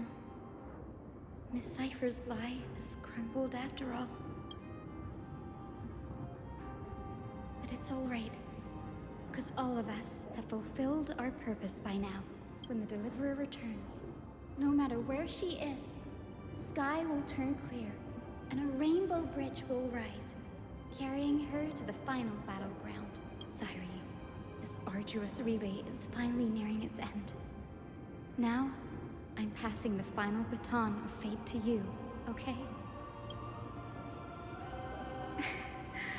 No, that's not quite right. After all, it was you and her who lit the first spark of this journey, wasn't it?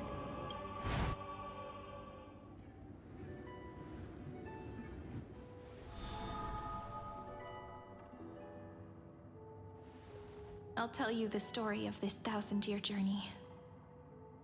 That way, it won't just be my memories alone. And I'll share the moments I spent with you with everyone. That way, the path we walked becomes a memory shared by all. People will know that there's nothing left to chase. Amphoreus has already welcomed the dawn foretold in prophecy. Just like I said, this won't be harder than the last time.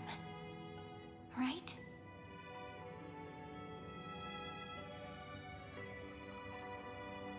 Thank you. You've all sacrificed so much.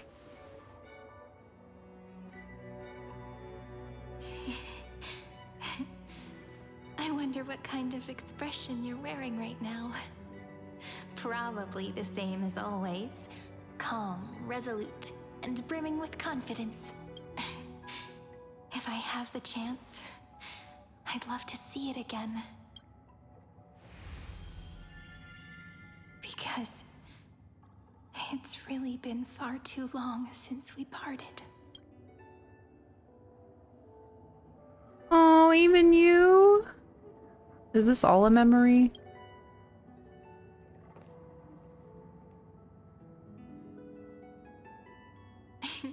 Someone as sharp as you must have realized by now that this isn't reality, but a maze of time. As the last link in the relay, I will return to the Temple of the Three Fates, tell Orynyx all of our stories, and bottle every page we've written into the little flask of memories. And then, may it set sail in peace, drift down the river of time along with the core flame of world-bearing, reach your side, and lead you back to Amphoreus. Just like the first time we met, right? Aww. Even though this cycle has no demigod of time, time has always Mem's so stood cute. on humanity's side. This is the only way to make sure that the Era Nova won't happen before you return. And the only way I can safely entrust the completed final flame chase journey to the Deliverer's heart. After all, the new world will be born from your memories, and the protagonist of this story mustn't be absent.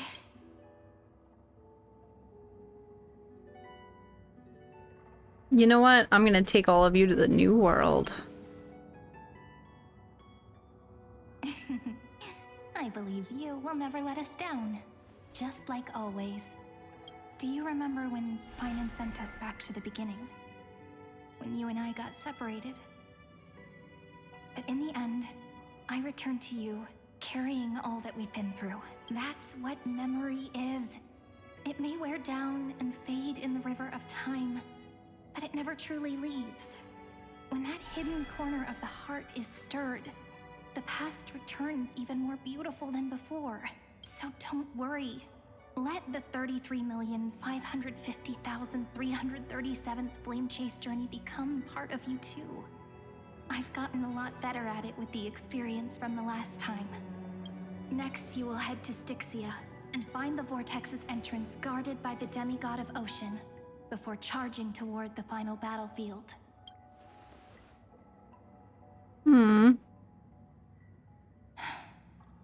Don't worry. I'll be with you.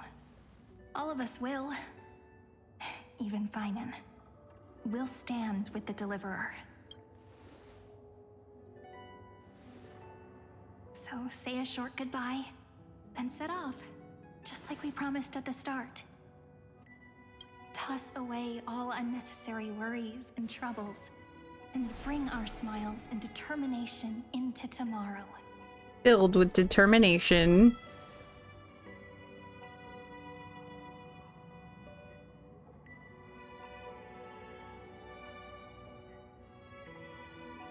The last baton. I wonder how long you'll have to wait before passing it on to her. No matter how long it takes, it's okay. Waiting is what I do best. Oh. After all, it took 33 million cycles for her to arrive in our world. What's a few moments more? Aww. Alright guys, this is gonna be it for now.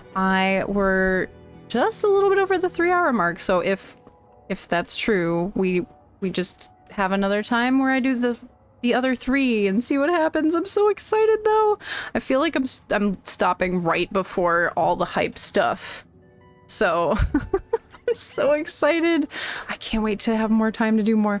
But yeah, if you want to see the next part of this story while I play it, remember to follow, subscribe to my channel so you can come back.